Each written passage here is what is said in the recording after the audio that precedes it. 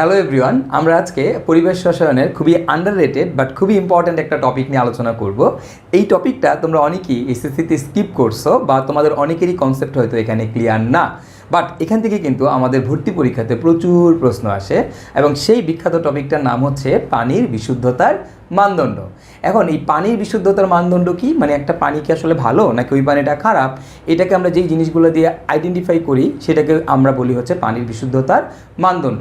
তো আমাদের এই পানির বিশুদ্ধতার মানদণ্ড পরিমাপ করার জন্য কয়েকটা টার্ম আছে। তার প্রথমটা হচ্ছে আমাদের ক্ষরতা, তারপরটা হচ্ছে আমাদের ডিও মানে ডিজলভড অক্সিজেন, তারপরটা হচ্ছে আমাদের বিওডি মানে হচ্ছে বায়োকেমিক্যাল অক্সিজেন ডিমান্ড। একটু দেখো তোমরা অনেকেই এই বিওডিকে বলা হচ্ছে বায়োলজিক্যাল অক্সিজেন ডিমান্ড, বাট এটা কিন্তু বায়োলজিক্যাল অক্সিজেন ডিমান্ড না, এটা অ্যাকচুয়ালি হচ্ছে বায়োকেমিক্যাল অক্সিজেন ডিমান্ড। তারপরে আমাদের আসতেছে হচ্ছে সিওডি মানে হচ্ছে কেমিক্যাল অক্সিজেন ডিমান্ড, তারপরটা হচ্ছে টিডিএস মানে হচ্ছে total dissolved solid, and then হচ্ছে পিএইচ। এই টার্মগুলো দিয়ে আমরা বিচার করি আমাদের একটা পানি কি ভালো নাকি একটা পানি খারাপ। তো একটা জিনিস একটু লক্ষ্য করো, এই যে ক্ষরতা, এই ক্ষরতার একক কী ভাইয়া, দেখো এখানে লেখা আছে ppm অ্যাজ ক্যালসিয়াম কার্বনেট। ওকে, এখানে একটা জিনিস লক্ষ্য করার বিষয় যে আমরা ক্ষরতা পরিমাপ করব ক্যালসিয়াম কার্বনেটের সাপেক্ষে। কার সাপেক্ষে? ক্যালসিয়াম কার্বনেটের সাপেক্ষে ক্ষরতা পরিমাপ করা হয়। এই জন্য এটার ইউনিট হচ্ছে ppm অ্যাজ ক্যালসিয়াম কার্বনেট। আমাদের ডিজলভ অক্সিজেনের ইউনিট হচ্ছে ppm, আমাদের বিওডির ইউনিট হচ্ছে ppm, আমাদের সিওডির ইউনিট হচ্ছে শুধু ppm, এবং টিডিএস এর ইউনিটে কিন্তু কি ppm। দেখো সবার ইউনিটই কিন্তু ppm, বাট এই জায়গাতে একটু ডিফারেন্ট। এখানে কি সেটা হচ্ছে এটা ppm অ্যাজ ক্যালসিয়াম কার্বনেট। তো ভাইয়া এই ppm সমান কি ভাইয়া, দেখো ppm ppm ইকুয়াল টু হচ্ছে মিলিগ্রাম পার লিটার। এটা একটু আমরা মাথায় রাখবো, ppm সমান মিলিগ্রাম পার লিটার। আর ppm মানে কি আমরা জানি, ppm মানে হচ্ছে আমাদের পার্টস পার মিলিয়ন। এবং এই ppm সম্পর্কে কিন্তু তোমরা পরিমাণগত রসায়নে অনেক বিস্তারিত জানতে পারবা। বাট এখানে একটা কথা একটু মনে রাখবা, যদি দ্রাবক যদি পানি হয় তাহলে আমরা লিখতে পারি ppm ইকুয়াল টু হচ্ছে মিলিগ্রাম পার লিটার। এখন তুমি বলো, তুমি পড়তেছো পানির বিশুদ্ধতার মানদণ্ড, তার মানে অবভিয়াসলি আমার এখানে দ্রাবকটা হচ্ছে পানি, সো আমরা লিখতেই পারবো ppm ইকুয়াল টু কি মিলিগ্রাম পার লিটার। ওকে, তো আমরা এই কনসেপ্টটা কিন্তু আমাদের ম্যাথ যখন করব সেখানে কিন্তু আমরা এই কনসেপ্টটাকে কাজে লাগাবো। তো এখন এই যে আমাদের যে পানির বিশুদ্ধতার মানদণ্ডগুলো তোমরা দেখলা, তো আমাদের এই ওয়ার্ল্ড হেলথ অর্গানাইজেশন মানে WHO অনুমোদিত পানির দূষণের সর্বোচ্চ মাত্রা আমাদের এগুলোর জন্য ফিক্সড করা আছে। তো সেই মানগুলা কত? মানগুলো যেমন ক্ষরতা যদি ক্যালসিয়াম আয়ন থাকে তাহলে তার জন্য 100 ppm, আর যদি ম্যাগনেসিয়াম আয়ন থাকে তার জন্য এটা ফিক্সড করা হচ্ছে 150 ppm। এর বেশি হয়ে গেলে সেই পানিটাকে আমরা কিন্তু আর ভালো পানি বলবো না। ওকে, তারপরটা হচ্ছে ডিওর জন্য আমাদের রেঞ্জটা হচ্ছে 4 থেকে 6 ppm। আমাদের বিওডির রেঞ্জ হচ্ছে 6 ppm। আমাদের সিওডি থাকতে পারবে হচ্ছে সর্বোচ্চ 10 ppm। তারপরে টিডিএস হইতে পারে সর্বোচ্চ কত ppm? 500 ppm পর্যন্ত থাকলে ওই পানিটাকে আমরা একসেপ্ট করবো, আদারওয়াইজ ওই পানিটাকে আমরা একসেপ্ট করবো না।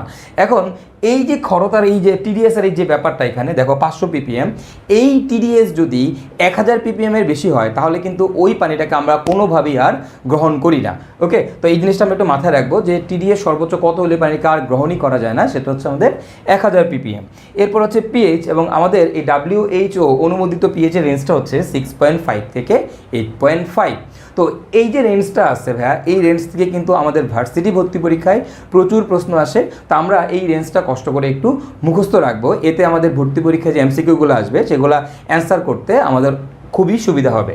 তো আমরা এতক্ষণ ধরে এই পানির বিশুদ্ধতার মানদণ্ডগুলো দেখলাম এবং WHO অনুমোদিত পানি দূষণের সর্বোচ্চ মাত্রা কত সেটাও আমরা দেখলাম। এখন আমরা এই প্রত্যেকটা টপিক নিয়ে এখন বিস্তারিত আলোচনা করব। তো আমাদের প্রথম যে টপিকটা আছে সেটা হচ্ছে ভাইয়া ক্ষরতা। এখন ক্ষরতা কি ভাইয়া? ক্ষরতা হচ্ছে যদি পানির মধ্যে ক্যালসিয়াম 2+, ম্যাগনেসিয়াম 2+, অ্যালুমিনিয়াম 3+, এবং যদি হচ্ছে আমাদের Fe2+, এই 4টা আয়ন থাকে তাহলে সেই পানিকে আমরা বলি হচ্ছে আমাদের ক্ষর পানি। তার মানে দেখো যদি পানির মধ্যে এই 4টা ক্যাটায়ন থাকে তাহলে ওই পানিগুলোকে আমরা কি পানি বলবো বলতে হবে? এগুলোকে আমরা বলবো হচ্ছে ক্ষর পানি। এখন এই যে ক্ষরতা হচ্ছে আমার ভাই দুই ধরনের, একটা হচ্ছে আমাদের স্থায়ী ক্ষরতা আর একটা হচ্ছে আমাদের অস্থায়ী ক্ষরতা। ওকে, একটা স্থায়ী ক্ষরতা, একটা কি অস্থায়ী ক্ষরতা। এখন স্থায়ী ক্ষরতা কখন হয় আর অস্থায়ী ক্ষরতা কখন হয়? ভাইয়া এই যে ক্যাটায়নগুলো আছে, এই ক্যাটায়নগুলোর সাথে যদি অ্যানায়ন হিসাবে বাইকার্বনেট থাকে তাহলে সেটাকে আমরা বলি হচ্ছে অস্থায়ী ক্ষরতা। আর এই ক্যাটায়নগুলোর সাথে যদি অ্যানায়ন হিসাবে আমাদের সালফেট বা ক্লোরাইড থাকে তাহলে সেটাকে আমরা বলি হচ্ছে আমাদের স্থায়ী ক্ষরতা। তার মানে এই ক্যাটায়নগুলোর সাথে এই বাইকার্বনেট থাকলে সেটাকে অস্থায়ী ক্ষরতা বলবো, আর এই ক্যাটায়নগুলোর সাথে যদি সালফেট বা ক্লোরাইড থাকে সেটাকে আমরা স্থায়ী ক্ষরতা বলবো। তাহলে একটা জিনিস একটু লক্ষ্য করো, যদি তোমাকে বলা হয় ভাইয়া ক্যালসিয়াম সালফেট, এটা কি ধরনের ক্ষরতা তৈরি করবে? এটা হচ্ছে আমাদের স্থায়ী ক্ষরতা তৈরি করবে। বা যদি তোমাকে বলি ম্যাগনেসিয়াম ক্লোরাইড, এটা কি ধরনের ক্ষরতা তৈরি করবে? এটা আমাদের স্থায়ী ক্ষরতা তৈরি করবে। বা বলো তো তাহলে দেখি এই ক্যালসিয়াম বাইকার্বনেট, এটা আমাদের কি ধরনের ক্ষরতা তৈরি করবে? ক্যালসিয়াম বাইকার্বনেট আমাদের হচ্ছে ভাইয়া অস্থায়ী ক্ষরতা তৈরি করবে।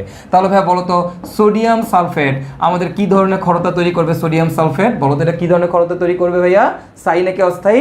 স্থায়ী ক্ষরতা, তাই না? কিন্তু আসলে না, দেখো সোডিয়াম সালফেট আমাদের কোনো ক্ষরতা তৈরি করবে না। কেন না? কারণ এই সোডিয়াম আয়ন থাকলে কিন্তু আমার ওই পানিটা ক্ষর হয় না। তার মানে এই আয়নগুলা কেবল এই 4টা আয়নের সাথে থাকলেই আমরা সেটাকে হচ্ছে ক্ষর পানি বলবো, আদারওয়াইজ ওই পানিটাকে আমরা ক্ষর পানি বলবো না। এখন একটা জিনিস একটু লক্ষ্য করো, সেটা হচ্ছে ভাইয়া দেখো এই যে ক্ষরতা, এই ক্ষরতা কি ভালো নাকি খারাপ? বা ক্ষরতা হচ্ছে খারাপ, খড়পানি মানে হচ্ছে খারাপ পানি।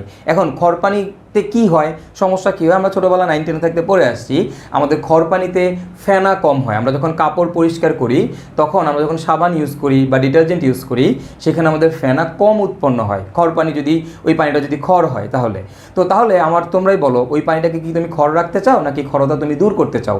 অবভিয়াসলি আমাদের টার্গেট থাকে হচ্ছে আমরা খরতা দূর করব। তবে এই খরতা কিভাবে দূর করে? দেখো এই অস্থায়ী খরতা কিভাবে দূর করে জানো? অস্থায়ী খরতা দূর করে কিভাবে, আমরা কিভাবে দূরীকরণ করব? দেখো অস্থায়ী খরতা দূরীকরণের যে টেকনিক, সেটা হচ্ছে আমাদের সিম্পল তাপ দিব। কি করবো বলো তো? তাপ দিব, মানে উত্তপ্ত করব। যদি তুমি তাপ দাও, তাপ দিলে আমাদের অস্থায়ী খরতা দূর হয়ে যাবে। কীরকম? ধরো তোমার কাছে ক্যালসিয়াম বাইকার্বনেট আছে। এখন তুমি যদি এই ক্যালসিয়াম বাইকার্বনেটকে উত্তপ্ত করো, তাহলে তুমি কি পাবা? তুমি পাবা ক্যালসিয়াম অক্সাইড, আর পাবা কার্বন ডাইঅক্সাইড, আর পাবা কি? পানি। এখন দেখো ক্যালসিয়াম বাইকার্বনেট থাকলে পানির মধ্যে এটা ক্ষর হয়। আমি যখন এটাকে উত্তপ্ত করলাম তখন কি হয়? আমার ক্যালসিয়াম অক্সাইড অধক্ষিপ্ত হয় এবং কার্বন ডাইঅক্সাইড এখান থেকে বের হয়ে যায়। তাহলে খালি থাকতেছি কি বলো তো? পানি। তখন তুমি বলো ক্যালসিয়াম অক্সাইড অধক্ষিপ্ত হয়ে গেছে, ক্যালসিয়াম অক্সাইড নিচে পড়ে গেছে, তাহলে উপরে যে পানিটা আছে সেই পানির মধ্যে কি তোমার ক্যালসিয়াম আয়ন আছে? আর নাই। তার মানে ওই পানিটা কিন্তু খরতা মুক্ত হয়ে গেছে। তো আমরা এইভাবে হচ্ছে অস্থায়ী খরতা দূর করি। এখন আমরা স্থায়ী খরতা কীভাবে দূর করব?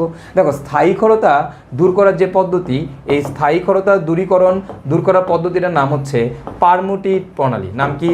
পারমুটিট প্রণালী।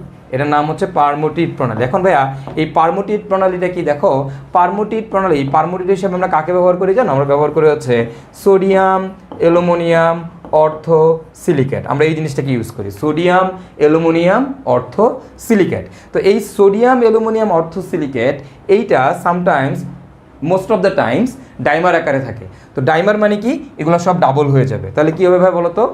Na2, তারপরে Al2, এরপরে Si2, এরপর O8, রাইট? জাস্ট ডাবল হয়ে গেছে। তার মানে এই ফর্মেও কিন্তু এই পারমুটিট মোস্ট অফ দ্য টাইম থাকে। তাহলে দেখো পারমুটিট হিসেবে আমরা কাকে ব্যবহার করি? সোডিয়াম অ্যালুমিনিয়াম অর্থ সিলিকেট। এদেরকে হচ্ছে আমরা পারমুটিট হিসেবে ইউজ করি এবং এদেরকে দিয়ে আমরা কী করি ভাই? আমরা হচ্ছে স্থায়ী খরতা দূর করি। এই যে জিনিসগুলোর আরেকটা নাম আছে, সেটা হচ্ছে জিওলাইট। এদেরকে কি বলা হয় বলো তো? জিওলাইটও বলা হয়, জিওলাইট। এর একটা নাম হচ্ছে জিওলাইট। তার মানে দেখো এই পারমুটিটের আরেকটা নাম কি?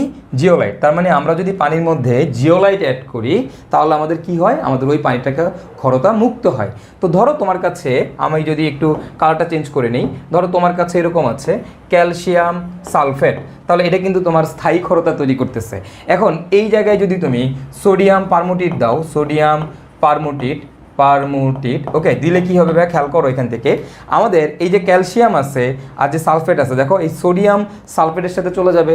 সোডিয়াম সালফেটের সাথে চলে গিয়ে কি তৈরি করবে ভাইয়া? তৈরি করবে হচ্ছে সোডিয়াম সালফেট। আর আমার যে ক্যালসিয়াম আয়নটা আছে সেটা পারমুটিটের সাথে যাবে, গিয়ে তৈরি করবে ক্যালসিয়াম পারমুটিড। তাহলে এখন দেখো এই যে ক্যালসিয়াম পারমুটিড তৈরি করলো, এই ক্যালসিয়াম পারমুটিডের অদক্ষেপ তৈরি হয়। তাহলে এখন দেখো আগে ক্যালসিয়াম আয়ন ছিল বলে পানিটা ক্ষার হয়েছে, এখন সেই ক্যালসিয়াম আয়ন অদক্ষিপ্ত হয়ে গেছে। তাহলে ক্যালসিয়াম আয়ন যদি অদক্ষিপ্ত হয়ে যায় তাহলে কি পানিটা ক্ষার আছে? নাই। এখন ওই পানির মধ্যে কি আছে বলো তো? Sodium sulphate. তুমি বলো পানিটার মধ্যে যদি সোডিয়াম সালফেট থাকে তাহলে সেটা কি আর ক্ষরতা তৈরি করে? না ভাইয়া, সেটা কিন্তু আর ক্ষরতা তৈরি করে না। তার মানে কিন্তু তোমার ক্ষরতা কি হয়ে গেছে? রিমুভড হয়ে গেছে বা ক্ষরতা দূর হয়ে গেছে। ওকে, তার মানে আমরা দেখলাম আমাদের স্থায়ী ক্ষরতা কীভাবে দূর করে, আমাদের অস্থায়ী ক্ষরতা কীভাবে দূর করে। এখন আমরা যেটা দেখবো সেটা হচ্ছে আমাদের ক্ষরতা কীভাবে নির্ণয় করে। দেখো ইন্ডাস্ট্রিতে তুমি যখন একটা পানি নিয়ে কাজ করবা তখন সেই পানিটাতে ক্ষরতা কতটুকু আছে সেটা আমাদের আগে থেকেই অ্যানালাইসিস করে নিতে হয়। কারণ আমি তাহলে ওই পানিটাকে ওইভাবেই ট্রিটমেন্ট করে হচ্ছে আমি ইন্ডাস্ট্রিতে ইউজ করব। তো এই যে ক্ষরতা নির্ণয় করা এটা কিন্তু খুবই ইম্পর্ট্যান্ট একটা ব্যাপার। তো আমরা একটা পানি নিয়ে যখন ইন্ডাস্ট্রিতে কাজ করি তখন আমরা আগে তার কি করে নিই? আমরা তার হচ্ছে ক্ষরতা নির্ণয় করে নিই যে সেই পানিটা কতটুকু ক্ষর পানি। ওকে, তো এই ক্ষরতার পরিমাণ নির্ণয় করতে গেলে আমরা কোন মেথড ইউজ করি ভাইয়া? আমরা ইউজ করি হচ্ছে টাইট্রেশন। তার মানে দেখো ক্ষরতা নির্ণয় পদ্ধতিটা কী হবে ভাইয়া বলো তো? ক্ষরতা নির্ণয় পদ্ধতি, এই পদ্ধতির নাম হচ্ছে টাইট্রেশন। এখন ভাই টাইট্রেশন কি? এটার সাথে তোমরা অনেকেই পরিচিত। টাইট্রেশন কীভাবে বলতো? টাইট্রেশন হচ্ছে একটা জানা দ্রবণের ঘনমাত্রার সাহায্যে অজানা দ্রবণের ঘনমাত্রা নির্ণয় করাকে বলা হয় টাইট্রেশন, রাইট? তো এইখানে আমরা কি করব? আমরা হচ্ছে ভাইয়া কি করব? এই ক্ষরতা মানে ক্যালসিয়াম আয়নের পরিমাণ, ম্যাগনেসিয়াম আয়নের পরিমাণ, এদের পরিমাণ নির্ণয় করব। কিভাবে নির্ণয় করব ভাইয়া? টাইট্রেশনের সাহায্যে নির্ণয় করব। তো তুমি যখন স্থায়ী ক্ষরতা নির্ণয় করবা তখন স্থায়ী ক্ষরতা নির্ণয় করতে গেলে টাইট্রেন্ট হিসেবে কাকে ব্যবহার করবা? মানে কোন যেটা জানা ঘনমাত্রা, যার ঘনমাত্রা আমরা জানি সেগুলা কোনটা, সেটাকে আমরা টাইট্রেন্ট বলি। ওকে, তো আমরা এই স্থায়ী ক্ষরতা নির্ণয় করতে গেলে আমাদের টাইট্রেন্ট হিসেবে কাকে ব্যবহার করবো ভাইয়া? টাইট্রেন্ট হিসেবে ব্যবহার করা হয় ইডিটিএ। ইডিটিএকে ব্যবহার করা হয় অথবা সোডিয়াম কার্বনেটকে ইউজ করা হয়। ওকে, কি ইউজ করা হয়? ইডিটিএ বা সোডিয়াম কার্বনেট। এখন তোমরা সবাই জানো যখন আমরা টাইট্রেশন করি, টাইট্রেশন করার সময় কিন্তু আমাদের একটা নির্দেশক দিতে হয়। তো আমরা এখানে কী ধরনের নির্দেশক দেবো? দেখো তুমি যদি এখানে ইডিটিএ দাও তাহলে তোমার এখানে যে নির্দেশকটা দেওয়া লাগবে সেটার নাম হচ্ছে ইউরিক্রম ব্ল্যাক টি। আমরা অর্থাৎ এই নির্দেশকটা ব্যবহার করব। তাহলে এই টাইট্রেশনে স্থায়ী ক্ষরতা নির্ণয় করার সময় আমাদের টাইট্রেন্ট হিসেবে থাকবে হচ্ছে ইডিটিএ অথবা সোডিয়াম কার্বনেট। আর ইডিটিএ ব্যবহার করলে আমরা কি দিব বলো তো? ইউরিক্রম ব্ল্যাক টি। ওকে, এবার আসলে অস্থায়ী ক্ষরতা। এখন অস্থায়ী ক্ষরতা নির্ণয় করার জন্য আমরা টাইট্রেন্ট হিসেবে ব্যবহার করি HCl অথবা সালফিউরিক অ্যাসিড, এবং এইখানে নির্দেশক হিসেবে আমরা ব্যবহার করি মিথাইল অরেঞ্জ বা মিথাইল রেড। মিথাইল অরেঞ্জ বা আমরা কি ইউজ করবো বলো তো ভাইয়া? মিথাইল রেড ইউজ করব। মিথাইল অরেঞ্জ বা হচ্ছে মিথাইল রেড। এখন ভাইয়া এটা নিয়ে ঘাবড়ানোর কোনো দরকার নাই। কখন কোন নির্দেশক ব্যবহার করে এটা আমরা পরিমাণগত রসায়নের যে লেকচারটা আছে ওইটা পড়লেই আমরা বুঝতে পারবো আমার কখন কোন ধরনের নির্দেশক ব্যবহার করা লাগবে। সো এটা নিয়ে প্যারা খাওয়ার আপাতত কোনো দরকার নেই, আমরা জাস্ট একটু এই জিনিসগুলো আপাতত একটু মনে রাখবো। তো এখন এই যে ক্ষরতা আমরা দেখলাম টাইট্রেশনের সাহায্যে নির্ণয় করে, তো নির্ণয় করার সময় আমরা যে ক্যালকুলেশন করব সেই ক্যালকুলেশন আমাদের ফর্মুলাটা কি? দেখো এটা স্থায়ী ক্ষরতা হোক অস্থায়ী ক্ষরতা হোক, এই ক্যালকুলেশনের জন্য যে ফর্মুলাটা হচ্ছে NE = NE। আচ্ছা, এই NE = NE কি ভাইয়া? NE হচ্ছে আমাদের N হচ্ছে মোল সংখ্যা আর E হচ্ছে তুল্য সংখ্যা। এখানেও N হচ্ছে মোল সংখ্যা আর E হচ্ছে আমাদের তুল্য সংখ্যা। তো টাইট্রেশনের সময় আমাদের এক পাশে থাকে হচ্ছে অ্যাসিড, আরেক পাশে থাকে হচ্ছে ক্ষার। তো আমরা এক পাশে অ্যাসিডের মোল সংখ্যা তুল্য সংখ্যা বসাবো, আরেক পাশে ক্ষারের মোল সংখ্যা তুল্য সংখ্যা বসাবো। বসায় ক্যালকুলেশন করলেই আমরা হচ্ছে ক্ষরতার পরিমাণ নির্ণয় করে ফেলতে পারবো। তো এই ফর্মুলাটা হচ্ছে আমাদের টাইট্রেশনের জন্য একটা বিখ্যাত ফর্মুলা। আমরা যখন পরিমাণগত রসায়ন পড়বো সেখানেও দেখবো আমরা এই ফর্মুলাটা বারবার ব্যবহার করতেছি। ওকে, এখন এই ফর্মুলা থেকে যখন আমরা ক্যালকুলেশন করি তখন স্থায়ী ক্ষরতা বের করার জন্য আমাদের একটা লাইন দাঁড়ায়। সেই লাইনটা কী ভাইয়া? সেটা হচ্ছে এরকম, একটু জাস্ট মনে রাখবা। এটা হচ্ছে 1 ml 0.01 molar EDTA is equivalent to 1 milligram calcium 2+. Okay, 1 ml 0.01 molar EDTA is equivalent to 1 milligram calcium 2+. তো এখন তোমরা সবাই জানো একটা ফর্মুলা আমরা জানি, N = হচ্ছে S into V, right? S into V মানে কি? ঘনমাত্রার আয়তন গুণ করলে আমরা মূল সংখ্যা পেয়ে যাই। তাহলে এই দেখো এটা হচ্ছে আয়তন, এটা হচ্ছে ঘনমাত্রা। তুমি যদি জিনিসকে গুণ করে দাও, গুণ করে দিলে কত আসবে দেখো তো? ঘনমাত্রা হচ্ছে 0.01, আয়তন কত? 1 ml। এটাকে লিটারে নিয়ে যেতে হবে। লিটারে নিয়ে যেতে হলে আমাদের কী করতে হবে? 10⁻³ দিয়ে গুণ করতে হবে। তাহলে 10⁻³ × 1 এবার ক্যালকুলেশন করলে দেখবে এটার ভ্যালু আসবে 10⁻5 মোল। তার মানে দেখো আমি এখানে লিখতে পারি অথবা 10⁻⁻5 মোল EDTA is equivalent to 1 milligram calcium 2+। তো আমরা এই লাইনটা একটু মনে রাখবো, এই লাইনটা থেকে আমাদের MCQ আসে এবং এই লাইনগুলোকে আমরা মাঝে মধ্যে কাজে লাগাই কিন্তু গাণিতিক সমস্যাও সমাধান করতে পারবো। ওকে, তো এই লাইনটা জাস্ট একটু আমাদের মনে রাখলেই হবে। আমরা মোটামুটি খরতার কীভাবে নির্ণয় করতে হয় সেটা দেখলাম, সেটার জন্য ফর্মুলাটা কি সেটাও দেখলাম। তো এবার চলো আমরা খরতার কিছু গাণিতিক সমস্যা সমাধান করব। তো এই খরতার গাণিতিক সমস্যা সমাধান করার পূর্বে আমাদের একটা ছোট্ট টার্ম জানা লাগবে, সেটা হচ্ছে তুল্য ভর। তুল্য ভর কি জিনিস ভাইয়া? তুল্য ভর কি দেখো, তুল্য ভর ইকুয়াল টু হচ্ছে, তুল্য ভর ইকুয়াল টু হবে ভাইয়া আণবিক ভর ডিভাইডেড বাই তুল্য সংখ্যা, আণবিক ভর ডিভাইডেড বাই তুল্য সংখ্যা। এখন তোমরা এই তুল্য সংখ্যার সাথে কিন্তু কম বেশি সবাই পরিচিত, কারণ আমরা যখন পিএইচ বাফারের ক্লাসটা করেছি সেখানে কিন্তু আমরা কি করেছি, এই তুল্য সংখ্যা নিয়ে কিন্তু আলোচনা করেছি। তো তুল্য সংখ্যা কি আমি তোমাদেরকে একটু আরেকবার বলে দিই। অ্যাসিডের জন্য তুল্য সংখ্যা হচ্ছে প্রতিস্থাপনীয় হাইড্রোজেনের সংখ্যা। ভাইয়া ক্ষারের জন্য তুল্য সংখ্যা হচ্ছে প্রতিস্থাপনীয় OH মাইনাসের সংখ্যা।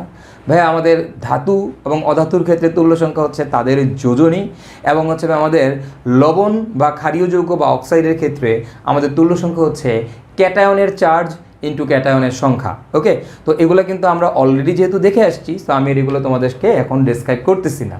তো এই তুল্য ভর ইকুয়াল টু কি, আণবিক ভর বাই তুল্য সংখ্যা। এখন তুল্য ভর কীভাবে বের করা যায় সেটা একটু আমরা দেখি। ধরো তোমাকে বললাম ভাইয়া ক্যালসিয়াম কার্বনেটের তুল্য ভর কত, বলো তো? ক্যালসিয়াম কার্বনেটের তুল্য ভর কত? তুল্য ভর হবে এর আণবিক ভর কত, 100। এটা তুল্য সংখ্যা কত খেয়াল করো তো, এখানে এটাকে একটা কি বলো তো, এটা একটা লবণ, তাহলে এই লবণের জন্য কি ক্যাটায়নের চার্জ, ক্যাটায়নের চার্জ কত, ক্যালসিয়াম 2+। কয়টা আছে ক্যালসিয়াম? একটাই আছে, তাহলে 2 × 1 ইকুয়াল টু হচ্ছে 2, তুমি ভাগ করে দিলে তোমার ভ্যালুটা আসবে 50। এখন দেখো তো ভাইয়া খেয়াল করো, তোমাকে যদি বলি ভাইয়া ক্যালসিয়াম 2+ এর তুল্য ভর কত, তাহলে দেখো ক্যালসিয়াম 2+ এর ভর কত ভাইয়া 40, এটার তুল্য সংখ্যা কত দেখতেই পারতেছো, এর তুল্য সংখ্যা হচ্ছে 2, তাহলে আমাদের কত আসবে বলো তো ভাইয়া 20। ভাই এখন দেখো তোমাকে যদি বলি আমি Fe2+ এর তুল্য ভর কত, Fe2+, দেখো আয়রনের ভর 56, এর তুল্য সংখ্যা হচ্ছে 2, ভাগ করে দিলে আসবে 28। ভাইয়া ম্যাগনেসিয়াম 2+ এর তুল্য ভর কত, ম্যাগনেসিয়াম 2+ এর তুল্য ভর হচ্ছে কত ভাইয়া বলো তো, এর আণবিক ভর 24 ডিভাইডেড বাই হচ্ছে 2 তুল্য সংখ্যা, তাহলে আমার ভ্যালুটা কত আসতেছে বলো তো, ভ্যালুটা আসবে হচ্ছে তোমার 12। ভাইয়া অ্যালুমিনিয়াম 3+ এর তুল্য ভর কত, এর ভর হবে অ্যালুমিনিয়ামের ভর 27, এর তুল্য সংখ্যা 3 করলে আসে কত, 9। ওকে, তো আমরা মোটামুটি তুল্য ভর কীভাবে বের করতে হয় দেখলাম। এখন এই তুল্য ভর থেকে একটা কনসেপ্ট আমাদের মাথায় রাখতে হবে, সেটা হচ্ছে যে কোনো পদার্থের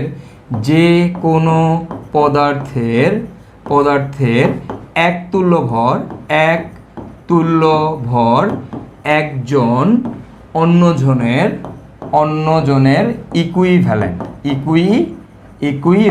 ওকে, যে কোনো পদার্থের এক তুল্য ভর একজন আরেকজনের ইকুইভ্যালেন্ট। এখন ক্যালসিয়াম কার্বনেটের এক তুল্য ভর কত, 50, ক্যালসিয়াম 2+ এর কত 20, Fe2+ এর কত 28, ম্যাগনেসিয়াম 2+ এর কত 12, অ্যালুমিনিয়াম 3+ এর কত 9। ওকে, তাহলে যে কোনো পদার্থের এক তুল্য ভর একজন আরেকজনের ইকুইভ্যালেন্ট, তাহলে আমি লিখতে পারবো আমার 50 গ্রাম calcium carbonate is equivalent to, আমি লিখতে পারবো 20 গ্রাম ক্যালসিয়াম 2+ ইজ ইকুইভ্যালেন্ট, আমি লিখতে পারবো 12 গ্রাম ম্যাগনেসিয়াম 2+ ইজ ইকুইভ্যালেন্ট টু, আমি লিখতে পারবো হচ্ছে তোমার 9 গ্রাম অ্যালুমিনিয়াম 3+, অথবা আমি লিখতে পারবো তোমার 28 গ্রাম Fe2+। ওকে, তো এটা হচ্ছে আমাদের কী ভাই তুল্য ভরের কনসেপ্ট, যে কোনো পদার্থের এক তুল্য ভর একজন আরেকজনের ইকুইভ্যালেন্ট। তো এই জিনিসটা কি আমি তোমাদেরকে একটু যদি বুঝাই, ধরো আমি এখানে সালফিউরিক অ্যাসিড নিছি H2SO4, এই সালফিউরিক অ্যাসিড মনে করো আমি এখানে 49 গ্রাম সালফিউরিক অ্যাসিড নিছি। এখন এই 49 গ্রাম সালফিউরিক অ্যাসিডকে আমি প্রশমিত করতে চাই। এখন এটাকে প্রশমিত করতে গেলে আমি দেখলাম আমার এই জায়গায় 50 গ্রাম ক্যালসিয়াম কার্বনেট দেওয়া লাগে। ওকে, এই জায়গায় কত গ্রাম দেওয়া লাগে, 50 গ্রাম ক্যালসিয়াম কার্বনেট। তার মানে এই 49 গ্রাম সালফিউরিক অ্যাসিডে খাইতে আমার 50 গ্রাম ক্যালসিয়াম কার্বনেট লাগতেছে। এখন তুমি যদি এই ক্যালসিয়াম কার্বনেটকে রিপ্লেস করতে চাও, সে তুমি ক্যালসিয়াম কার্বনেটকে ক্যালসিয়াম 2+ দিয়ে রিপ্লেস করবা, তাহলে ভাইয়া এখন আমাকে এখানে কত গ্রাম দিতে হবে? আমি যদি ক্যালসিয়াম কার্বনেট না দিয়ে এই সেম বিক্রিয়াতে ক্যালসিয়াম 2+ দিয়ে করাইতাম, তাহলে আমার এখানে দেওয়া লাগতো 20 গ্রাম ক্যালসিয়াম 2+। ওকে, এই যে এটাই ভাই এখানে লিখে রাখছি যে কোনো পদার্থের এক তুল্যভর একজন আরেকজনের ইকুইভ্যালেন্ট, মানে আমি চাইলে একটা জিনিসকে আরেকটা জিনিস দিয়ে রিপ্লেস করতে পারবো। তো সেই ক্ষেত্রে আমার কতটুকু অ্যাড করতে হবে ভাইয়া, ওর তুল্যভরের সমান অ্যাড করা লাগবে। তাহলে আমি যদি সেম বিক্রিয়াটাই ম্যাগনেসিয়াম 2+ দিয়ে করতাম তাহলে আমার কত দেওয়া লাগতো, এখানে আমার দেওয়া লাগতো হচ্ছে 12 গ্রাম ম্যাগনেসিয়াম 2+। ওকে, সো এটাই হচ্ছে আমাদের কি বলতো, এটাই হচ্ছে আমাদের তুল্যভরের কনসেপ্ট। তো আমরা এই তুল্যভর কনসেপ্ট যদি জানি তাহলে এখন আমরা কি করব, আমরা হচ্ছে এবার এই ক্ষরতার গাণিতিক সমস্যা খুব সহজেই সমাধান করে ফেলতে পারবো। তো দেখো ভাইয়া, আমাদের এই যে ক্ষরতা আছে, এই ক্ষরতার ডেফিনেশন কি? দেখো, ক্ষরতার ডেফিনেশন হচ্ছে 1 লিটার পানিতে কত মিলিগ্রাম ক্যালসিয়াম কার্বনেট আছে। 1 লিটার পানিতে যত মিলিগ্রাম ক্যালসিয়াম কার্বনেট থাকে সেটাকে আমরা ক্ষরতা বলি। এখন তুমি বলো ক্ষরতার ইউনিটটা কি ছিল বলো তো? ইউনিট ছিল ppm as calcium carbonate, right? আর ppm এর পরিবর্তে তুমি কি লিখতে পারো, milligram per litre as calcium carbonate. তার মানে কি 1 লিটারে যত মিলিগ্রাম ক্যালসিয়াম কার্বনেট থাকবে সেটাই হচ্ছে ক্ষরতা। তো এটাই আমি লিখছি যে ক্ষরতার ডেফিনেশন হচ্ছে 1 লিটার পানিতে কত মিলিগ্রাম ক্যালসিয়াম কার্বনেট আছে। 1 লিটার পানিতে যত মিলিগ্রাম ক্যালসিয়াম কার্বনেট থাকবে সেটাকেই হচ্ছে আমরা ক্ষরতা বলবো। ওকে, এখানে একটা ইম্পর্টেন্ট জিনিস হচ্ছে অবশ্যই কার সাপেক্ষে বের করা লাগবে ভাইয়া, ক্যালসিয়াম কার্বনেটের সাপেক্ষে বের করা লাগবে। তাহলে একটু লক্ষ্য করো, এই অঙ্কটা যদি আমি এখন তোমাদেরকে দেখাই, এখানে বলছে 1 লিটার পানিতে 100 মিলিগ্রাম ক্যালসিয়াম কার্বনেট থাকলে ক্ষরতা কত। ভাই এটা একটা বাচ্চা ছেলেও পারবে। 1 লিটার পানিতে 100 মিলিগ্রাম ক্যালসিয়াম কার্বনেট আছে, ক্ষরতা কত? ভাই ক্ষরতা কত হবে? ক্ষরতা হবে আমাদের 100 ppm as calcium carbonate. That's it, simple, শেষ। কেন? কারণ 1 লিটারে 100 মিলিগ্রাম ক্যালসিয়াম কার্বনেট আছে। সো ক্ষরতা আমরা খুব সহজেই এটা বলে দিতে পারবো। সো এটাই হবে আমাদের অ্যান্সার। এখন তোমাকে বলছে 250 ml পানিতে 300 মিলিগ্রাম ক্যালসিয়াম কার্বনেট থাকলে ক্ষরতা কত? তো 250 ml 300 মিলিগ্রাম ক্যালসিয়াম কার্বনেট আছে, এটা ক্যালসিয়াম কার্বনেট। ওকে, 300 মিলিগ্রাম আছে। তো আমার কি 250 ml দরকার নাকি আমার 1 লিটারে দরকার? 1 লিটার, তার মানে কি আমার 1000 ml বের করা লাগবে। তাহলে দেখো 250 ml এর মধ্যে আছে হচ্ছে 300 মিলিগ্রাম ক্যালসিয়াম কার্বনেট, তাহলে আমার লাগবে হচ্ছে 1000 ml কত? তাহলে 1000 ml আমার কত হবে বলো তো? 300 ইন্টু 1000 ডিভাইডেড বাই কি 250। তো তুমি যদি ভাগ করো, ভাগ করলে দেখবে এখান থেকে ভ্যালুটা কাটাকাটি করলে আসবে 1200 ppm অ্যাজ ক্যালসিয়াম কার্বনেট। এটাই হবে আমাদের অ্যান্সার। ওকে, এটাই আমাদের অ্যান্সার। ডিরেক্টলি আমরা অ্যান্সার চলে আসবে 1000 ml কত মিলিগ্রাম আছে। 1000 ml যত মিলিগ্রাম থাকবে সেটাই হবে কি, সেটাই হচ্ছে আমাদের ক্ষরতা। তো এখানে আসলে দেখো 1000 ml কত মিলিগ্রাম আসবে, 1000 ml আসবে হচ্ছে আমাদের 1200 মিলিগ্রাম। তার মানে কি বলো তো, 1200 মিলিগ্রাম কি, 1200 মিলিগ্রাম ক্যালসিয়াম কার্বনেট। তাহলে সুতরাং আমি কি লিখতে পারি, আমার ক্ষরতাটা কত হবে? ক্ষরতা হবে এই 1200 ppm as calcium carbonate. That's it, simple. Okay, তো দেখছো ক্ষরতা কত সহজে বের করা যায়। আর এই টাইপের ম্যাথগুলো কিন্তু আমাদের ভার্সিটির জন্য অনেক বেশি ইম্পর্টেন্ট। ওকে, তো আমরা এবার দেখো আরও দুইটা ম্যাথ করি ক্ষরতার। এখানে বলছে 1 লিটার পানিতে 100 মিলিগ্রাম ক্যালসিয়াম 2+ থাকলে ওই পানির ক্ষরতা কত। তো 1 লিটার পানিতে 1 লিটারের মধ্যে 100 মিলিগ্রাম ক্যালসিয়াম 2+ আছে, ক্ষরতা কত? চট করে আমরা সবাই বলে দিতে পারবো ভাইয়া, ক্ষরতা হবে আমাদের 100 ppm, রাইট? এটাই তো অ্যান্সার। কিন্তু আসলে না, কেন না? খেয়াল করো, এটা কিন্তু ক্যালসিয়াম কার্বনেট না, এটা হচ্ছে ক্যালসিয়াম 2+। বাট আমার লাগবে কি ভাইয়া, আমার লাগবে হচ্ছে ক্যালসিয়াম কার্বনেট। তা আমি এখন কি করব তাহলে ভাইয়া, এখন আমি এই ক্যালসিয়াম 2+কে ক্যালসিয়াম কার্বনেটে কনভার্ট করে নিব। তা আমি কীভাবে কনভার্ট করতে পারি? দেখো একটু আগে দেখে আসছো তোমরা, 20 milligram calcium 2+ is equivalent to কত হবে বলো তো ভাইয়া? ইজ ইকুইভ্যালেন্ট হবে 50 মিলিগ্রাম ক্যালসিয়াম কার্বনেট, রাইট? আমরা একটু আগেই দেখলাম। তাহলে এখন তুমি আমাকে বলো 20 মিলিগ্রাম ক্যালসিয়াম কার্বনেট, ক্যালসিয়াম 2+ যদি 50 মিলিগ্রাম ক্যালসিয়াম কার্বনেট হয়, তাহলে 100 milligram calcium 2+ is equivalent to কত হবে বলো তো ভাইয়া? 50 ইন্টু 100 ডিভাইডেড বাই হচ্ছে 20।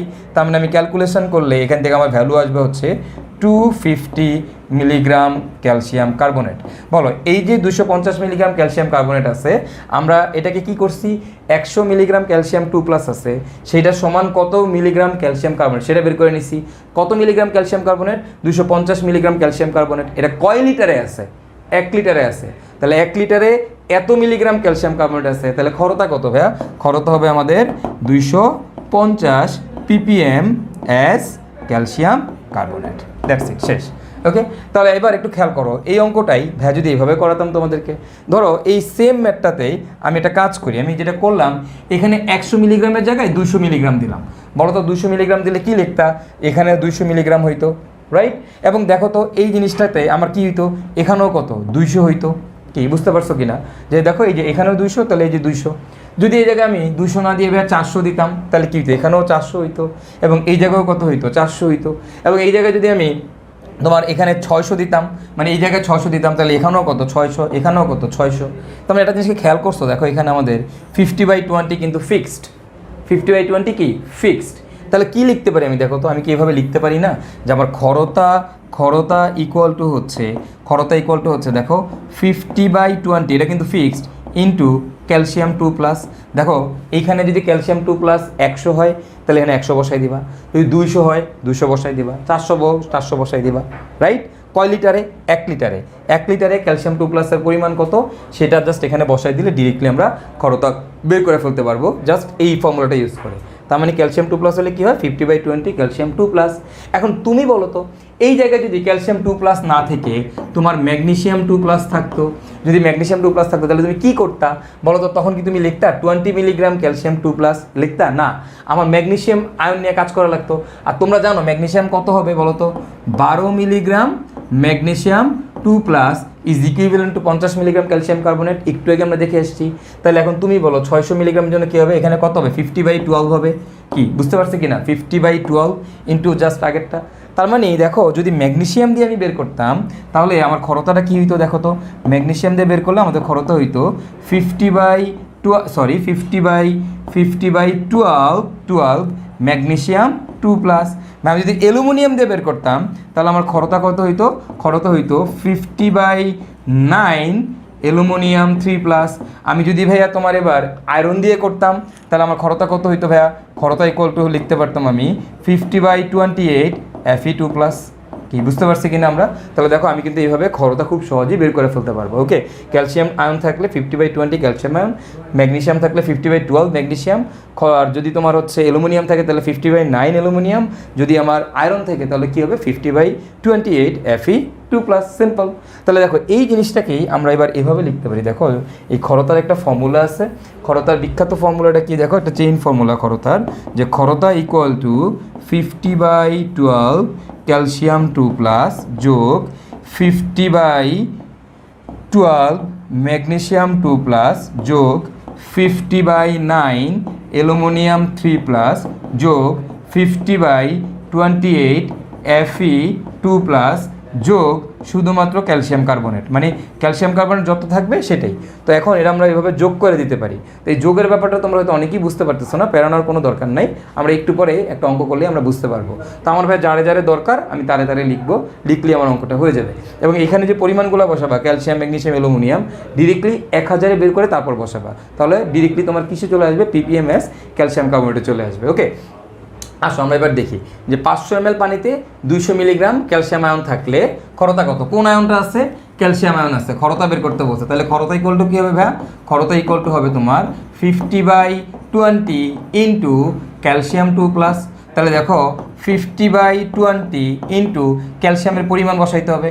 এখন তুমি বলো 200 মিলিগ্রাম ক্যালসিয়াম 2+ আছে, সেটা কত ml, 500 ml, তোমার লাগবে কত 1000 ml। তাহলে তুমি বলো তো 1000 ml ক্যালসিয়াম 2+ কত আছে, 500তে যদি 200 থাকে তাহলে 1000-এ কত 400 মিলিগ্রাম, রাইট।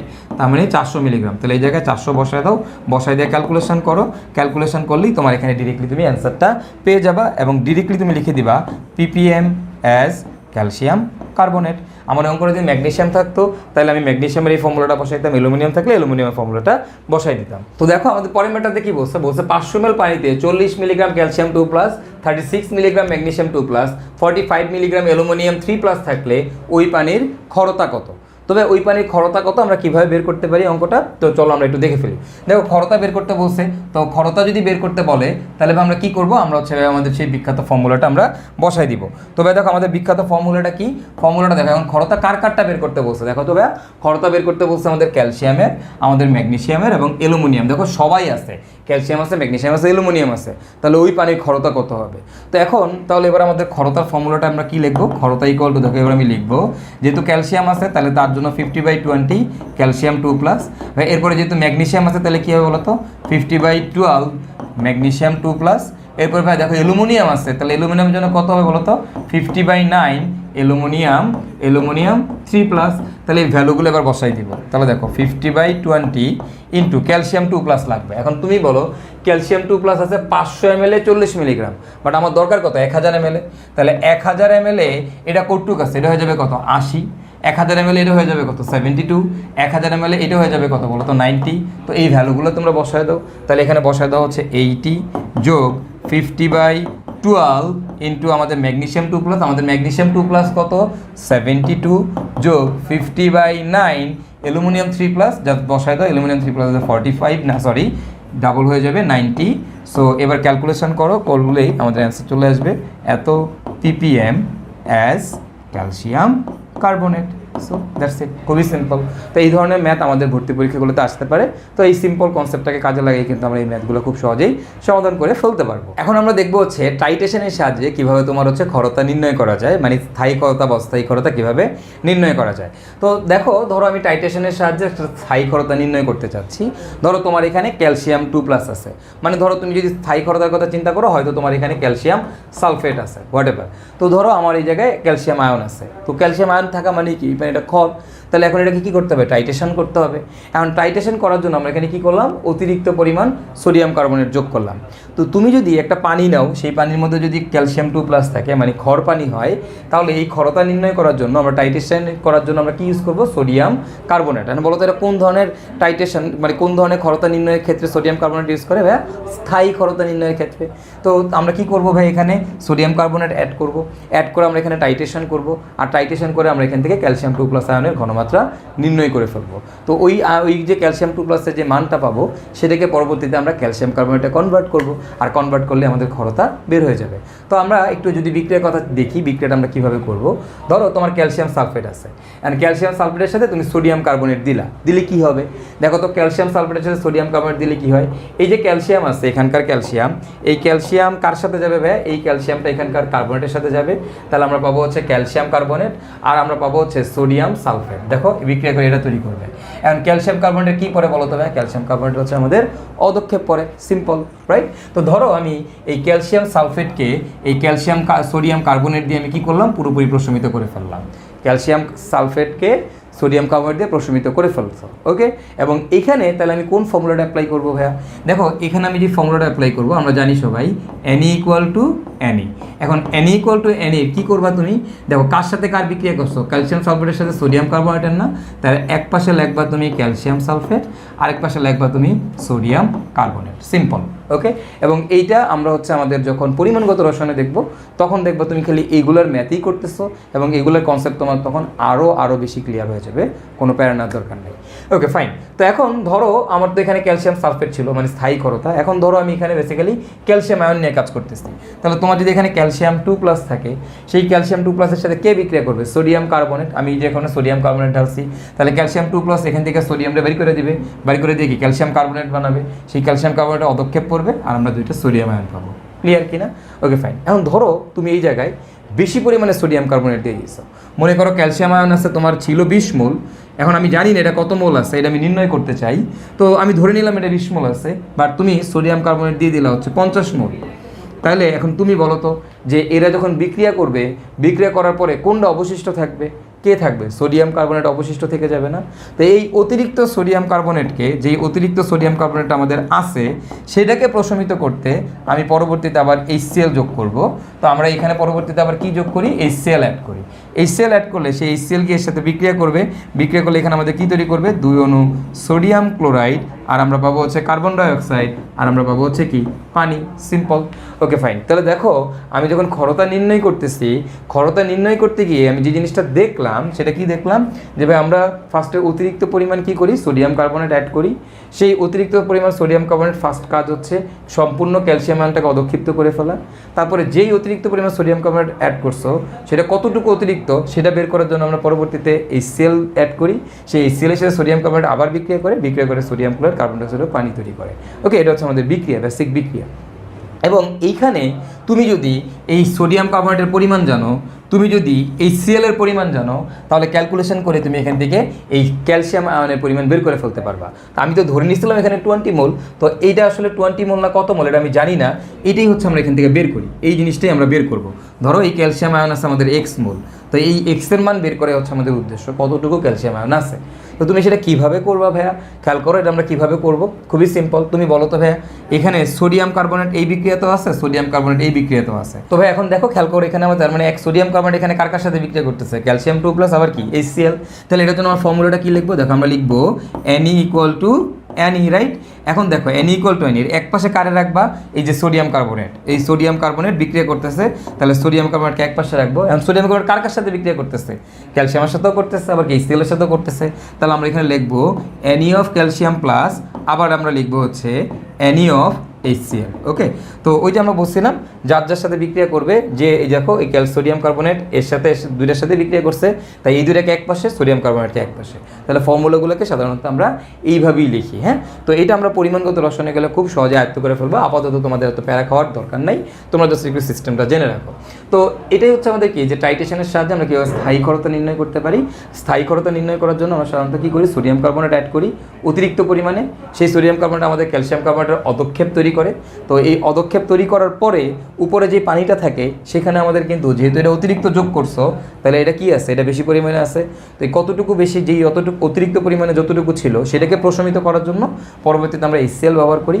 এবং এখান থেকে আমরা যদি এই HCl এর পরিমাণ এবং সোডিয়াম কার্বনেটের পরিমাণ জানি, তাহলে এই ক্যালসিয়াম আয়নের পরিমাণ বের করে ফেলতে পারি। তো চলো আমরা এরকম একটা ম্যাথ করে জিনিসটা বোঝার ট্রাই করি। দেখো আমার এখানে কি বলছে, 250 ml পানির স্থায়ী ক্ষরতা নির্ণয় করতে অতিরিক্ত পরিমাণ সোডিয়াম কার্বনেট এবং সোডিয়াম কার্বনেটের পরিমাণ দেওয়া, আমি কি বলছিলাম, এদের পরিমাণ দেওয়া থাকতে হবে। দেখো সোডিয়াম কার্বনেটের পরিমাণ দিয়ে দিচ্ছে 50 ml 0.1 মোলার, যোগ করা হলো। তারপর প্রাপ্ত অদক্ষেপকে অপসারণ করে, মানে কে অদক্ষেপ পরে, ক্যালসিয়াম কার্বনেটের অদক্ষেপ পরে, ক্যালসিয়াম কার্বনেটকে অপসারণ করে ওই দ্রবণে 40 ml 0.1 মোলার HCl যোগ করা হলো। ক্ষরতা কত, তাহলে দেখো তো কী যোগ করছো, HCl অ্যাড করছো, 40 ml 0.1 মোলার, ক্ষরতা বের করতে বলছে। তাহলে তুমি বলো তো ফার্স্টে পানির কি স্থায়ী ক্ষরতা নির্ণয় করতে গেছে, তো নির্ণয় করতে গিয়ে আমাদের অতিরিক্ত পরিমাণ সোডিয়াম কার্বনেট যোগ করা হইলো। তারপর প্রাপ্ত অদক্ষেপকে অপসারণ করে ওই দ্রবণে 40 ml 0.1 মোলার HCl যোগ করা হইলো। ক্ষরতা কত, তো এখানে তোমার হচ্ছে বলে দেয় যে স্থায়ী ক্ষরতা হিসাবে যে ক্যালসিয়াম 2 প্লাস ছিল, এটা প্রশ্নে বলা থাকে। তো ধরো আমি এখানে কি বলবো, ক্যালসিয়াম 2 প্লাস, এর সাথে আমার কার বিক্রিয়া হয়েছে ফার্স্টে, সোডিয়াম কার্বনেট। তারপরে দেখো এই অতিরিক্ত সোডিয়াম কার্বনেটটাকে পরবর্তীতে কার সাথে বিক্রিয়া হয়েছে, HCl। তো এগুলো আমাদের আসলে বিক্রিয়া লেখার দরকার নেই, আমরা ডিরেক্টলি অঙ্কটা করে ফেলতে পারি। আমরা লিখবো Ne of, এক পাশে লিখবো আমরা সোডিয়াম কার্বনেট, ইকুয়াল টু আমরা কি লিখবো, Ne of HCl যোগ Ne of ক্যালসিয়াম 2 প্লাস। তো এবার একটু আসো, এই সোডিয়াম কার্বনেটে কী দেওয়া, আয়তন আর ঘনমাত্রা দেওয়া আছে। তাহলে এর জন্য আমরা কোন ফর্মুলা অ্যাপ্লাই করব, এই n এর জন্য কোন ফর্মুলা অ্যাপ্লাই করব বলো তো ভাইয়া, এর জন্য আমরা অ্যাপ্লাই করব হচ্ছে S × V, right, S × V, যেহেতু আয়তন ঘনমাত্রা দেওয়া আছে, ইন্টু এর তুল্য সংখ্যা কত, তুল্য সংখ্যা হচ্ছে 2, সোডিয়াম কার্বনেটের তুল্য সংখ্যা 2, ইকুয়াল টু HCl। HCl এর কী দেওয়া আছে দেখো তো, আয়তন দেওয়া, ঘনমাত্রা দেওয়া।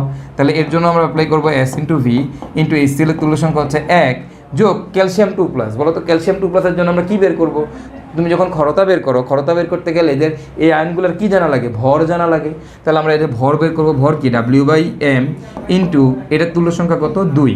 এবার ভ্যালুগুলো বসায় দাও, দেখো এটার ভ্যালু দেওয়া আছে 0.1 × 50 ml আছে, লিটারে নেওয়া লাগবে, তাহলে 10⁻³ ইন্টু 2 ইকুয়াল টু এর ঘনমাত্রা কত দেওয়া হয় দেখো তো, 0.1 × 40, এটাও ml আছে, তাহলে এটাকে লিটারে নেওয়া লাগবে 10⁻³ যোগ W বাই, এই যে দেখো ক্যালসিয়ামের আণবিক ভর কত, 40 ইন্টু হচ্ছে 2। এখান থেকে ক্যালকুলেশন করলে তুমি কিন্তু ডাব্লিউর পরিমাণ পেয়ে যাবা। আমার সে পাইলাম W বাক্স গ্রাম ক্যালসিয়াম 2 প্লাস আছে। ওকে, তাহলে আমার বাক্স গ্রাম ক্যালসিয়াম 2 প্লাস আছে। তো আমার কি এবার ক্ষরতা বের করতে হবে, তো এটাকে কি গ্রামে রাখবো ক্ষরতা বের করার জন্য, নাকি মিলিগ্রামে নিয়ে যাব, মিলিগ্রাম। তাহলে আমি লিখলাম বাক্স মিলিগ্রাম ক্যালসিয়াম 2 প্লাস আছে, গুড, ফাইন। এখন আসো আমি মিলিগ্রামে নিয়ে গেলাম, ক্যালসিয়াম 2 প্লাসের পরিমাণ বের করে ফেললাম। ওকে, এখন এই যে বাক্স মিলিগ্রাম ক্যালসিয়াম 2 প্লাস আছে, সেটা কততে আছে বলো তো, 250 ml পানিতে আছে। বাট তুমি বলো তো তোমার এটা কত লিটারে লাগবে, 1 লিটার। তাহলে এটাকে 1 লিটারে কনভার্ট করতে হবে। তো কিভাবে করব আমরা, 250-এ আছে আমাদের বাক্স মিলিগ্রাম, তাহলে আমাদের 1000 ml আছে কত, তো আমরা খুব সহজেই কিন্তু এটা বের করে ফেলতে পারবো কত মিলিগ্রাম। এখন ক্ষরতা তুমি বের করবা, তো ক্যালসিয়াম 2+ আছে, ক্যালসিয়াম 2+এ কি ক্ষরতা না, এটাকে ক্যালসিয়াম কার্বনেটে কনভার্ট করতে হবে। তাহলে বলো তো ক্যালসিয়াম 2+ থেকে কার্বনেটে যাই, তাহলে কী করতে হবে 50/20 ইন্টু ক্যালসিয়াম 2+, তার মানে আমাদের কী হবে 50/20 ইন্টু হচ্ছে আমাদের এই যে বাক্সটা, এই বাক্সটা তুমি এখানে বসায় দাও, বসায় দিলে আমার ডিরেক্টলি অ্যান্সার চলে আসবে বাক্স ppm অ্যাজ ক্যালসিয়াম কার্বনেট। ওকে, তাহলে দেখো আমি কিন্তু এই অঙ্কটা করে ফেলতে পারতেছি। খুবই সহজ একটা ম্যাথ, খুবই সহজ একটা ম্যাথ, সিম্পল ম্যাথ বাট একটু কনসেপচুয়াল। হ্যাঁ, একটু কনসেপচুয়াল ম্যাথ, এবং এই ম্যাথগুলো কিন্তু আমাদের ইঞ্জিনিয়ারিং অ্যাডমিশন টেস্টের জন্য অনেক অনেক অনেক বেশি ইম্পর্ট্যান্ট। বাট এই ম্যাথটা আমাদের কিন্তু ভাইয়া ভার্সিটি অ্যাডমিশনের জন্য একেবারেই ইম্পর্ট্যান্ট না। তো আমরা আমাদের আরেকটা প্রবলেম দেখি, এই যে এই প্রবলেমটা সিমিলার টাইপের একটা প্রবলেম, একই জিনিস একই ম্যাথ। তো এই ম্যাথটাতে আমরা কিভাবে করব এটা তোমরা নিজেরাই বাসায় ট্রাই করবা, এটা আমি করে দিচ্ছি না। বাট এখানে একটা টুইস্ট আছে, টুইস্টটা কি খেয়াল করো। একটি টিউবওয়েলের 250 ml পানি নিয়ে ক্ষরতা নির্ণয়ে অতিরিক্ত সোডিয়াম কার্বনেট মানে 50 ml 0.1 মোলার যোগ করা হলো। তারপর প্রাপ্ত পদক্ষেপকে অপসারণ করে ওই দ্রবণ থেকে 50 ml পানি নিয়ে 8 ml 0.1 মোলার HCl যোগ করে প্রশমিত করা হলো, ক্ষরতা কত।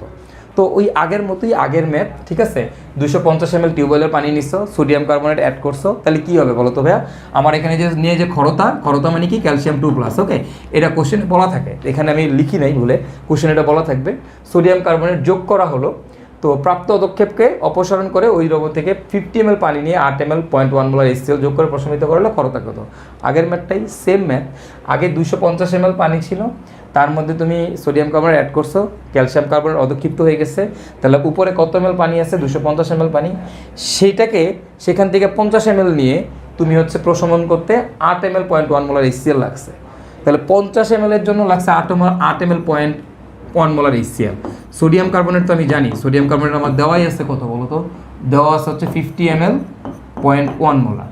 আর আমার HCl কতটুকু আছে দেখো, HClটা একটু বোঝার ট্রাই করো।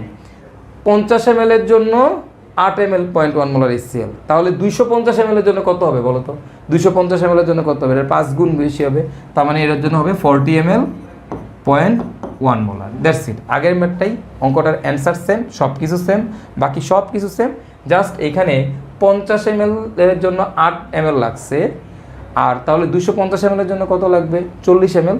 আগের অঙ্কটাতে কী ছিল, আগের অঙ্কটাতে ডিরেক্টলি 250 ml নিয়েই কাজ করছো, তো ওটার জন্য আমাদের দেখো ডিরেক্টলি দেওয়াই ছিল 40 ml 0.1 মোলার HCl প্রয়োজন। ওকে, তো একই ম্যাথ একই জিনিস, তোমরা নিজেরা ট্রাই করবে, অ্যান্সার সেম, প্রসিডিউর সেম, সব কিছুই সেম, জাস্ট এখানে এই একটা জিনিস একটু আমাদের কনভার্ট করে নেওয়া লাগছে যে 250 ml থেকে পুরোটার মধ্যে আমি HCl যোগ করি নাই, ওইখান থেকে 50 ml নিয়ে তার মধ্যে HCl যোগ করছি, দেখছি 50 ml এর জন্য 8 ml লাগছে, তাহলে ভাই 250 এর জন্য কত লাগবে 40 ml, সিম্পল জিনিস। ওকে, তো এই টাইপের ম্যাথ আমাদের কবির স্যারের বইতে আছে, এবং এই ম্যাথগুলো কেন জানি বুয়েট ভর্তি পরীক্ষার জন্য অনেক বেশি ইম্পর্টেন্ট মনে হচ্ছে এই বছরেও।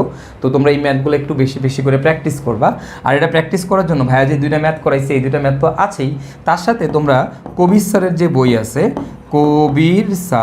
কবির স্যারের উদাহরণ 35, মেবি উদাহরণ 35, এবং অ্যাক্টিভিটি, দেখবা অ্যাক্টিভিটি থাকে কবির স্যারের বইতে, এই ক্ষরতার যে অ্যাক্টিভিটি আছে সেখানে অ্যাক্টিভিটি 4 নাম্বার। হ্যাঁ, এই 2টা ম্যাথ তোমরা করবা, এই তাহলে 2টা ম্যাথ করবো আমরা, একটা হচ্ছে কবির স্যারের উদাহরণ 35 এবং আরেকটা হচ্ছে আমাদের অ্যাক্টিভিটি 4। তো এই অ্যাক্টিভিটি 4-এর অ্যান্সারটা মেবি ভুল আছে, আই এম নট শিওর এখন ঠিক করছে কিনা, বাট আগের একটা ভার্সনে এখানে অ্যাক্টিভিটি 4-এর অ্যান্সারটা ভুল ছিল। তো তোমরা এই ফর্মুলা দিয়ে অ্যান্সারটা অঙ্কটা করবা, করার পরেই দেখবা তোমাদের অ্যান্সার চলে আসবে। ওকে, তো ঘাবড়ানোর কোনো দরকার নেই। তাহলে 2টা ম্যাথ আমরা কবির স্যারের বই থেকে প্র্যাকটিস করতে পারি, একটা হচ্ছে উদাহরণ 35 আর একটা হচ্ছে অ্যাক্টিভিটি 4। ওকে ফাইন, তাহলে আমরা মোটামুটি কীভাবে দেখলাম আমাদের যে ক্ষরতা থেকে যত ধরনের ম্যাথ আসে প্রতিটা ম্যাথই কিন্তু আমরা দেখে ফেললাম। তো আশা করি এই ক্ষরতা থেকে যদি কোনো ম্যাথ আসে তোমরা এখন আর মিস করবা না। তো আমরা এখন যে জিনিসটা নিয়ে আলোচনা করবো সেটা হচ্ছে আমাদের ডিও। আর ডিও মানে কি, ডিও মানে হচ্ছে ডিজলভড অক্সিজেন। আর এই ডিজলভড অক্সিজেনের ইউনিটটা কি মনে আছে তোমাদের, এটা ইউনিট হচ্ছে ppm। ওকে, আর ppm সমান কি আমরা জানি মিলিগ্রাম পার লিটার, তার মানে এই জায়গায় ppm ইকুয়ালটা আমি লিখে দিতে পারবো মিলিগ্রাম পার লিটার। তো এই ডিজলভ অক্সিজেন মানে কি ভাই, এটা একটু আমরা একটু বোঝার চেষ্টা করি। ধরো তুমি একটা পানি নিলা, এই যে একটা পানি নিচ্ছ, এই যে এখানে পানির মধ্যে অক্সিজেন আছে নাকি নেবে আছে, এই যে অক্সিজেনটা, এই অক্সিজেনটার নাম কি বলো তো ভাই, এটার নাম হচ্ছে ডিজলভ অক্সিজেন, রাইট? কিন্তু অ্যাকচুয়ালি না, এটা ডিজলভ অক্সিজেন, এটা হচ্ছে পানির অক্সিজেন। এই পানির মধ্যে যদি এক্সট্রা কোনো অক্সিজেন থাকে, পানির মধ্যে যদি এক্সট্রা কোনো অক্সিজেন থাকে, তাহলে এই অক্সিজেনটাকে বলা হয় ডিজলভ অক্সিজেন। ওকে, তার মানে এইটা হচ্ছে আমাদের কি ডিজলভ অক্সিজেন। তাহলে পানির মধ্যে যদি এক্সট্রা কোনো অক্সিজেন থাকে সেই এক্সট্রা অক্সিজেনটাকে আমরা কি বলি, এটাকে বলি হচ্ছে আমরা ডিজলভ অক্সিজেন। একটা পানির মধ্যে কি পরিমাণ অক্সিজেন দ্রবীভূত আছে সেটাই হচ্ছে আমাদের কি ডিজলভ অক্সিজেন। তো সকল পানির মধ্যেই বা কি থাকে, এরকম অক্সিজেন ডিজলভ অবস্থায় থাকে বা দ্রবীভূত অবস্থায় থাকে। এখন মনে রাখবা এই ডিজলভ অক্সিজেনের পরিমাণ যত বেশি, ডিজলভ অক্সিজেন যত বেশি হবে পানি তত পরিষ্কার হবে, পানি তত তত পরিষ্কার। ওকে, তাহলে ওই পানিটা তত পরিষ্কার হবে। ওকে, তার মানে আমরা কি বলতে পারি, পরিষ্কার পানিতে আমাদের ডিজলভ অক্সিজেনের পরিমাণ কি বেশি। দেখো সমুদ্রের পানি কি অনেক পরিষ্কার, অনেক ক্রিস্টাল ক্লিয়ার, তার মানে সমুদ্রের পানিতে আমাদের ডিজলভ অক্সিজেনের পরিমাণ কি বেশি, রাইট? ওকে ফাইন, তার মানে ডিও যত বেশি পানি তত পরিষ্কার। তাহলে তুমি বলো তো ভাইয়া, ডিওর সাথে ময়লার কী ধরনের সম্পর্ক বা বর্জ্যের কী ধরনের সম্পর্ক? ডিওর সাথে বর্জ্যের হচ্ছে আমাদের ব্যস্তানুপাতিক সম্পর্ক, রাইট? বর্জ্য যত বেশি হবে ওই জায়গাতে ডিওর পরিমাণ তত কী হবে, কম হবে। তাহলে এখন তুমি বলো তো ভাই, আমাদের যে বুড়িগঙ্গার পানি আছে, আমাদের বুড়িগঙ্গার পানিতে ভাইয়া বর্জ্যের পরিমাণ কি বেশি, তাহলে ওখানে ডিওর পরিমাণ কি কম। ওইখানে বর্জ্যের পরিমাণ এতই বেশি যে ওই জায়গাতে আমাদের ডিও টেন্ডস টু জিরো, অর্থাৎ ডিও অনেক কম। তো ডিও অনেক কম হওয়ার কারণে দেখো ওইখানে কোনো অক্সিজেনই নাই। তাহলে দেখো অক্সিজেন যদি না থাকে তাহলে জলজ প্রাণী কি ওই জায়গাতে বাঁচবে না। এই কারণে এই বুড়িগঙ্গার পানিতে দেখবা তুলনামূলকভাবে মাছ অনেক কম পাওয়া যায়। মাছ কেন কম পাওয়া যায়? কারণ এই বুড়িগঙ্গার পানি এতই ময়লা যে এখানে ডিজলভ অক্সিজেনের পরিমাণ অনেক কম। আর ডিজলভ অক্সিজেনের পরিমাণ কম হইলে, অক্সিজেন নাই, তাহলে জীবন ধারণ করবে কিভাবে? তো দ্যাটস ওয়াই ওই জায়গাতে আমাদের মাছের পরিমাণও কি থাকে, অনেক কম থাকে। আর যেই পানিগুলো অনেক পরিষ্কার, পরিষ্কার পানিতে কী বলো তো ভাইয়া, অক্সিজেনের পরিমাণ বেশি, তাহলে সেখানে মাছের পরিমাণও কী হবে, বেশি হবে, রাইট? ওকে ফাইন, তার মানে দেখো আমরা কি বুঝলাম, আমরা বুঝলাম যে ডিজলভ অক্সিজেনের সাথে আমাদের ময়লার কী ধরনের সম্পর্ক, ব্যস্তানুপাতিক সম্পর্ক। ওকে, তো আমরা যখন মাছ চাষ করে দেখবা, মাছ চাষ করার সময় কি করে, মাছ চাষ করার সময় তোমরা অনেকেই হয়তো খেয়াল করে দেখবা পটাশ দেয়। মাছ চাষ করার সময় দেখবা গোলাপি কালারের পটাশ ছিটায়। হ্যাঁ, এই পটাশ পানির মধ্যে দিলে কি হয়, দেখো এটা দিলে যেটা হয় সে হচ্ছে অক্সিজেন প্রডিউস করে। আমরা যে পটাশ বলি মানে KMnO4, সেটা পানির মধ্যে কি অক্সিজেন প্রডিউস করে, মানে ওই পানির মধ্যে অক্সিজেনের পরিমাণ বাড়ায় দেয়। তার মানে পানিটা কী হয় বলতে হবে, পানিটা হচ্ছে পরিষ্কার হয়ে যায়। আর পরিষ্কার পানিতে কি অক্সিজেনের পরিমাণ বেশি, তার মানে সেখানে কি মাছ চাষ করলে ওই মাছগুলো খুব ভালোভাবে জীবন ধারণ করতে পারবে। ওকে, তো এটা হচ্ছে আমাদের এই ডিজলভ অক্সিজেনের বাস্তবিক উদাহরণ।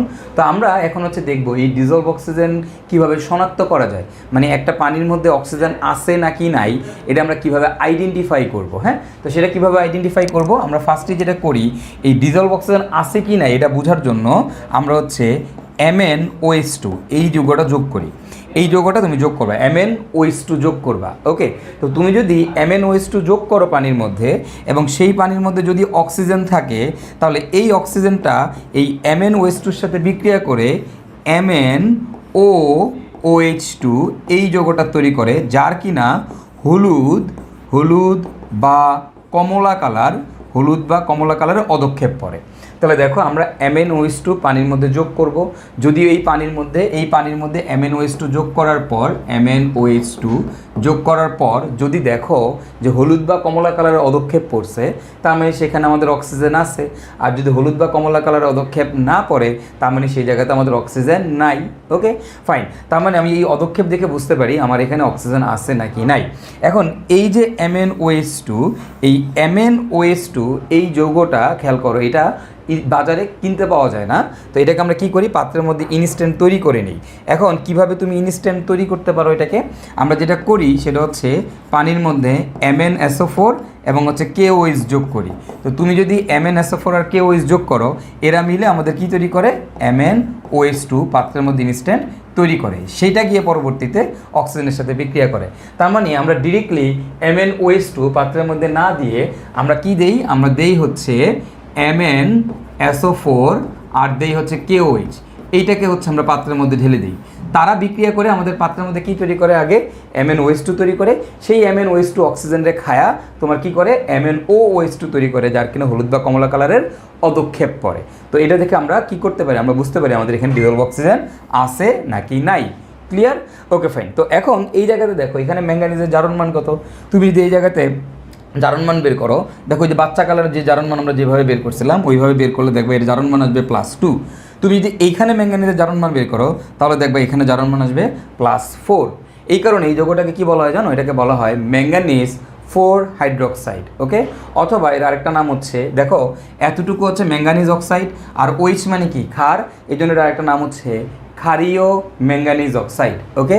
তাহলে দেখো এর আরেকটা নাম কি, ক্ষারীয় ম্যাঙ্গানিজ অক্সাইড অথবা ম্যাঙ্গানিজ 4 হাইড্রোক্সাইড, ম্যাঙ্গানিজ 4 হাইড্রোক্সাইড, ওকে ফাইন। তাহলে দেখো আমরা এখান থেকে কি করলাম, আমরা হচ্ছে ডিও কীভাবে শনাক্ত করে সেটা দেখলাম।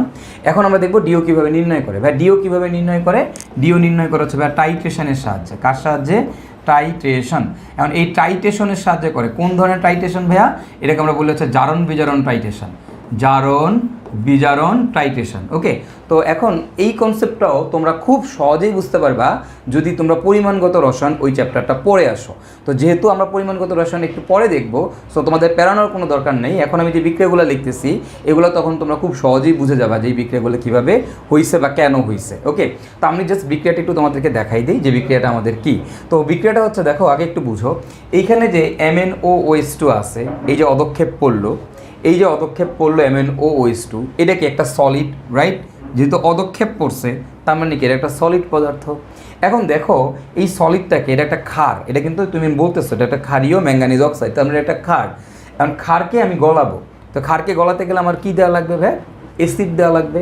তো আমি এখানে কি করব, আমি হচ্ছে এই জায়গায় এই যে MnOOH2 যে আছে এটার সাথে আগে আমি এটাকে নিয়ে বিক্রিয়া করতে চাই, এই অদক্ষেপটা নিয়ে। তাহলে এই অদক্ষেপটার মধ্যে আমি কি দিব, আগে সালফিউরিক অ্যাসিড দিব, H2SO4 দিব।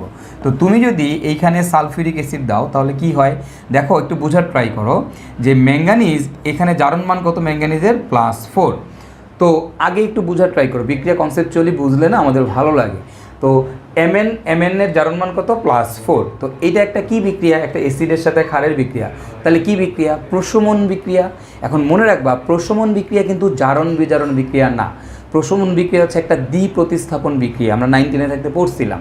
তাহলে দেখো যেহেতু প্রশমন বিক্রিয়া জারণ বিজারণ বিক্রিয়া না, তাহলে এই ম্যাঙ্গানিজের জারণ মান কি চেঞ্জ হবে? না, এটা +4, তাহলে উৎপাদক কত হবে? +4ই হবে, ঠিক আছে। তো তাহলে দেখো তো এই ম্যাঙ্গানিজের সাথে কয়টা সালফেট ঢুকতে পারবে ম্যাঙ্গানিজের মধ্যে? এটা +4, তাহলে কয়টা সালফেট ঢুকবে? 2টা। তাহলে এখানে কত দেওয়া লাগবে? 2। তাহলে করলে কি আসে দেখো তো, MnSO4 2, ওকে। আমরা পাবো হচ্ছে MnSO4 2, আর এখানে উৎপাদ হিসেবে আমরা পাবো পানি, মানে আমরা 3 অণু পানি পাবো। তুমি সমতা করে দেখো, এখানে আমাদের 3 অণু পানি আসবে, ঠিক আছে, ওকে ফাইন। তো তাহলে এটা যদি আসে তাহলে এবার একটু খেয়াল করো, এই যে MnSO4 2 এর সাথে আমরা 2 অণু পটাশিয়াম আয়োডাইডের বিক্রিয়া করব। তো করলে এটা আমাদের একটা জারণ বিজারণ টাইট্রেশন বিক্রিয়া। তো এই পটাশিয়াম আয়োডাইড যদি তুমি বিক্রিয়া করো তাহলে এখান থেকে কি পাবা? এই Mn ছিল Mn4+ ছিল, +4 ছিল, এটা হয়ে যাবে এখন +2, তাহলে MnSO4 হবে। আর এখান থেকে আমি পাবো হচ্ছে আয়োডিন I2, আর পাবো হচ্ছে K2SO4। পরবর্তীতে যে I2টা উৎপন্ন হয়েছে সেই I2-র সাথে আমরা Na2S2O3 বিক্রিয়া দিব। তুমি যদি 2 অণু Na2S2O3 বিক্রিয়া দাও এখান থেকে, তাহলে আমরা এখান থেকে পাবো হচ্ছে Na2S4O6, আর পাবো 2 অণু সোডিয়াম আয়োডাইড, ওকে। তো এই যে লাস্টের যে 2টা বিক্রিয়া আমরা দেখতেছি, এই লাস্টের 2টা বিক্রিয়াকে কি বলা হয় জানো? লাস্টের এই 2টা বিক্রিয়াকে বলা হয় আয়োডোমিতি। কি বলা হয় বলো তো? আয়োডোমিতি বলা হয়, ওকে। এই আয়োডোমিতি কি, এগুলো আমরা পরিমাণগত রসায়ন পড়লেই আমরা বুঝতে পারবো আয়োডোমিতি কি। তো এইখানে যে জিনিসটা করা হয়, এই জায়গাতে আমরা এই সোডিয়াম থায়োসালফেটের পরিমাণ জানি। এই সোডিয়াম থায়োসালফেটের পরিমাণটা দেওয়া থাকে পরীক্ষায়, মানে প্রশ্নের মধ্যে আমাদের দেওয়া থাকে। এই সোডিয়াম থায়োসালফেটের পরিমাণ থেকে আমরা হচ্ছে এখানে এই অক্সিজেনের পরিমাণ নির্ণয় করি। এখানে এই সোডিয়াম থায়োসালফেটটা দেওয়া থাকে, এটা থেকে আমরা কী বের করি? এই অক্সিজেনের পরিমাণটা আমরা নির্ণয় করি, ওকে। তো এইখানে আমাদের স্টোইকিওমেট্রি ফর্মুলা বলে। তা আমি যদি ওই স্টোইকিওমেট্রি ফর্মুলাটা অ্যাপ্লাই করি, স্টোইকিওমেট্রি ফর্মুলা আমরা পরিমাণগত রসায়নে শিখবো, সেখান থেকে দেখবা ক্যালকুলেশন করলে আলটিমেটলি এই জিনিসটা আমি লিখতে পারবো যে আমার এখানে দেখো তো কয় মোল সোডিয়াম থায়োসালফেট লাগতেছে? 2 মোল। তাহলে আমি লিখতে পারি 2 মোল Na2S2O3 ইজ ইকুইভ্যালেন্ট টু কয় মোল অক্সিজেনের জন্য? হাফ মোল O2। এটা আমরা লিখতে পারবো। কিভাবে লিখতে পারবো আশা করি এটা তোমরা ওই পরিমাণগত রসায়ন চ্যাপ্টারটা পড়লেই খুব সহজভাবে বুঝতে পারবা। এবং এই যে লাইনটা, এই লাইনটাকে কাজে লাগাই আমরা হচ্ছে এখন ম্যাথগুলো সলভ করব, ঠিক আছে?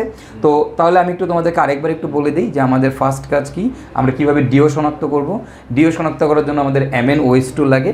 MnOH2 আমরা বাজারে কিনতে পাই না, পাত্রের মধ্যে ইনস্ট্যান্ট তৈরি করে নিই। কীভাবে? ম্যাঙ্গানিজ সালফেটের সাথে KOH এর বিক্রিয়া করায়, তারপরে এটাকে যখন পানির মধ্যে ঢেলে দেই তখন সেখানে পানির মধ্যে যদি এক্সট্রা অক্সিজেন থাকে, মানে ডিওজলভ অক্সিজেন থাকে, তাহলে তার সাথে বিক্রিয়া করে MnOH2 হলুদ বা কমলা কালারের অদক্ষেপ তৈরি করে। এখন এই যে অদক্ষেপটা পাইলাম, এই অদক্ষেপটা নিয়ে পরবর্তীতে আমরা টাইট্রেশন করি। সো টাইট্রেশন করে আমরা অক্সিজেনের পরিমাণ নির্ণয় করি। এখন সেই টাইট্রেশনে ফার্স্টে কী করতে হবে, যেহেতু এটা একটা আমাদের ক্ষার, তো এইটাকে আমরা ফার্স্টে অ্যাসিড দিয়ে প্রশমিত করব, করলে MnSO4 পাবো। সেই MnSO4 সাথে আমরা হচ্ছে এবার আয়োডোমিতি দিব। আয়োডোমিতি কি? পটাশিয়াম আয়োডেট যোগ করব। পটাশিয়াম আয়োডেট যোগ করলে আমাদের আয়োডিন বিমুক্ত হবে। সেই আয়োডিনের সাথে পরে এই সোডিয়াম থায়োসালফেটের বিক্রিয়া দিলে Na2S4O6 মানে সোডিয়াম থায়োসালফেট আর হচ্ছে কি তৈরি হয়? NaI, সোডিয়াম টেট্রাথায়োনেট আর হচ্ছে সোডিয়াম আয়োডাইড তৈরি হয়। তো এইখানে আমাদের এই সোডিয়াম থায়োসালফেটের পরিমাণটা আমরা জানি, এটাকে বলা হয় প্রমাণ দ্রবণ বা এর ঘনমাত্রা আমরা জানি। এইটার সাহায্যে আমরা কি করব ভাই? আমরা হচ্ছে আমাদের এই অক্সিজেনের পরিমাণ নির্ণয় করব। তো এখান থেকে আমরা যে ইকুয়েশনটা দাঁড় করাতে পারি সেটা কি, 2 মোল sodium thiosulphate is equivalent to 1/2 mole oxygen. এবং এইটা দিয়েই আমরা কি করব? আমরা হচ্ছে ডিজলভ অক্সিজেন বা ডিওর পরিমাণ নির্ণয় করব। এখন এইখানে যে জিনিসটা একটু খেয়াল করো, এই যে মেথডটা আমি মাত্র তোমাদেরকে আলোচনা করলাম যে ডিও কীভাবে শনাক্ত করে বা ডিও কীভাবে নির্ণয় করে, হ্যাঁ, এই যে যতগুলো বিক্রিয়া আছে এই সবগুলা বিক্রিয়াকে একত্রে কী বলা হয় জানো? একত্রে বলা হয় উইঙ্কলার মেথড। এটাকে একত্রে বলা হয় উইঙ্কলার মেথড, ওকে? এবং এই যে উইঙ্কলার মেথড, এটা অনেক অনেক অনেক বেশি ইম্পর্ট্যান্ট এই বছর বুয়েট ভর্তি পরীক্ষার জন্য। এটা রিটেনে তোমাদের আসতে পারে, ইঞ্জিনিয়ারিং ইউনিভার্সিটির ভর্তি পরীক্ষার জন্য এটা অনেক বেশি ইম্পর্ট্যান্ট। তোমাকে বলতে পারে যে উইঙ্কলার মেথডের বিক্রিয়াগুলো লেখো বা উইঙ্কলার মেথড কি এটা ডিসক্রাইব করো, তখন তোমাকে হচ্ছে এই বিক্রিয়াগুলো সবগুলো বিক্রিয়া লেখা লাগবে, ঠিক আছে? তো আশা করি উইঙ্কলার মেথড আসলে আমরা এখন পারবো, আমাদের কোনো প্যারা হবে না। এবং এই বিক্রিয়াটা অনেক ইম্পর্ট্যান্ট, অনেক বেশি ইম্পর্ট্যান্ট। সো এটা তোমরা খুব ভালো করে বুঝে হচ্ছে পড়ে ফেলবা। আর তোমাদের যদি এই জায়গাতে কনফিউশন লাগে, এটা নিয়ে কনফিউশন হওয়ার কোনো দরকার নাই। এটা হচ্ছে আমরা পরিমাণগত রসায়নে যখন আয়োডোমিতি পড়বো তখন এগুলো তোমাদের কাছে ডাল ভাত হয়ে যাবে। তো চলো আমরা একটু দেখি যে এই লাইনটাকে ব্যবহার করে কীভাবে আমরা ডিজলভ অক্সিজেনের পরিমাণ নির্ণয় করতে পারি, মানে কীভাবে আমরা এই অক্সিজেনটার পরিমাণ নির্ণয় করতে পারি। তো দেখো এখানে আমি লিখতে পারি 2 মোল sodium thiosulphate is equivalent to 1/2 mole oxygen. এটা আমরা জানি, আগের লাইন থেকে দেখে আসছি। তো এখন এখান থেকে আমি লিখতে পারি না ভাই? দেখো তো 1 mole sodium thiosulphate is equivalent to কত হবে বলো তো ভাই? এখানে আমি লিখতে পারি না 1/4 মোল অক্সিজেন। ঐকিক নিয়ম করে দাও, 1/4 মোল অক্সিজেন। আর দেখো তো 1/4 মোল অক্সিজেন মানে কি? 1/4 ইন্টু 1 মোল অক্সিজেন মানে কি? 32 গ্রাম অক্সিজেন। তাহলে এটাকে গ্রামে কনভার্ট করে নিলাম, 32 গ্রাম অক্সিজেন। সেখান থেকে দেখো আমি লিখতে পারি কত গ্রাম অক্সিজেন বলো তো? 8 গ্রাম অক্সিজেন। দেখো তো 8 গ্রাম। আমার যখন আমি ডিজলভ অক্সিজেন বের করতে যাই, ডিওর ইউনিট কি? ppm মানে কি?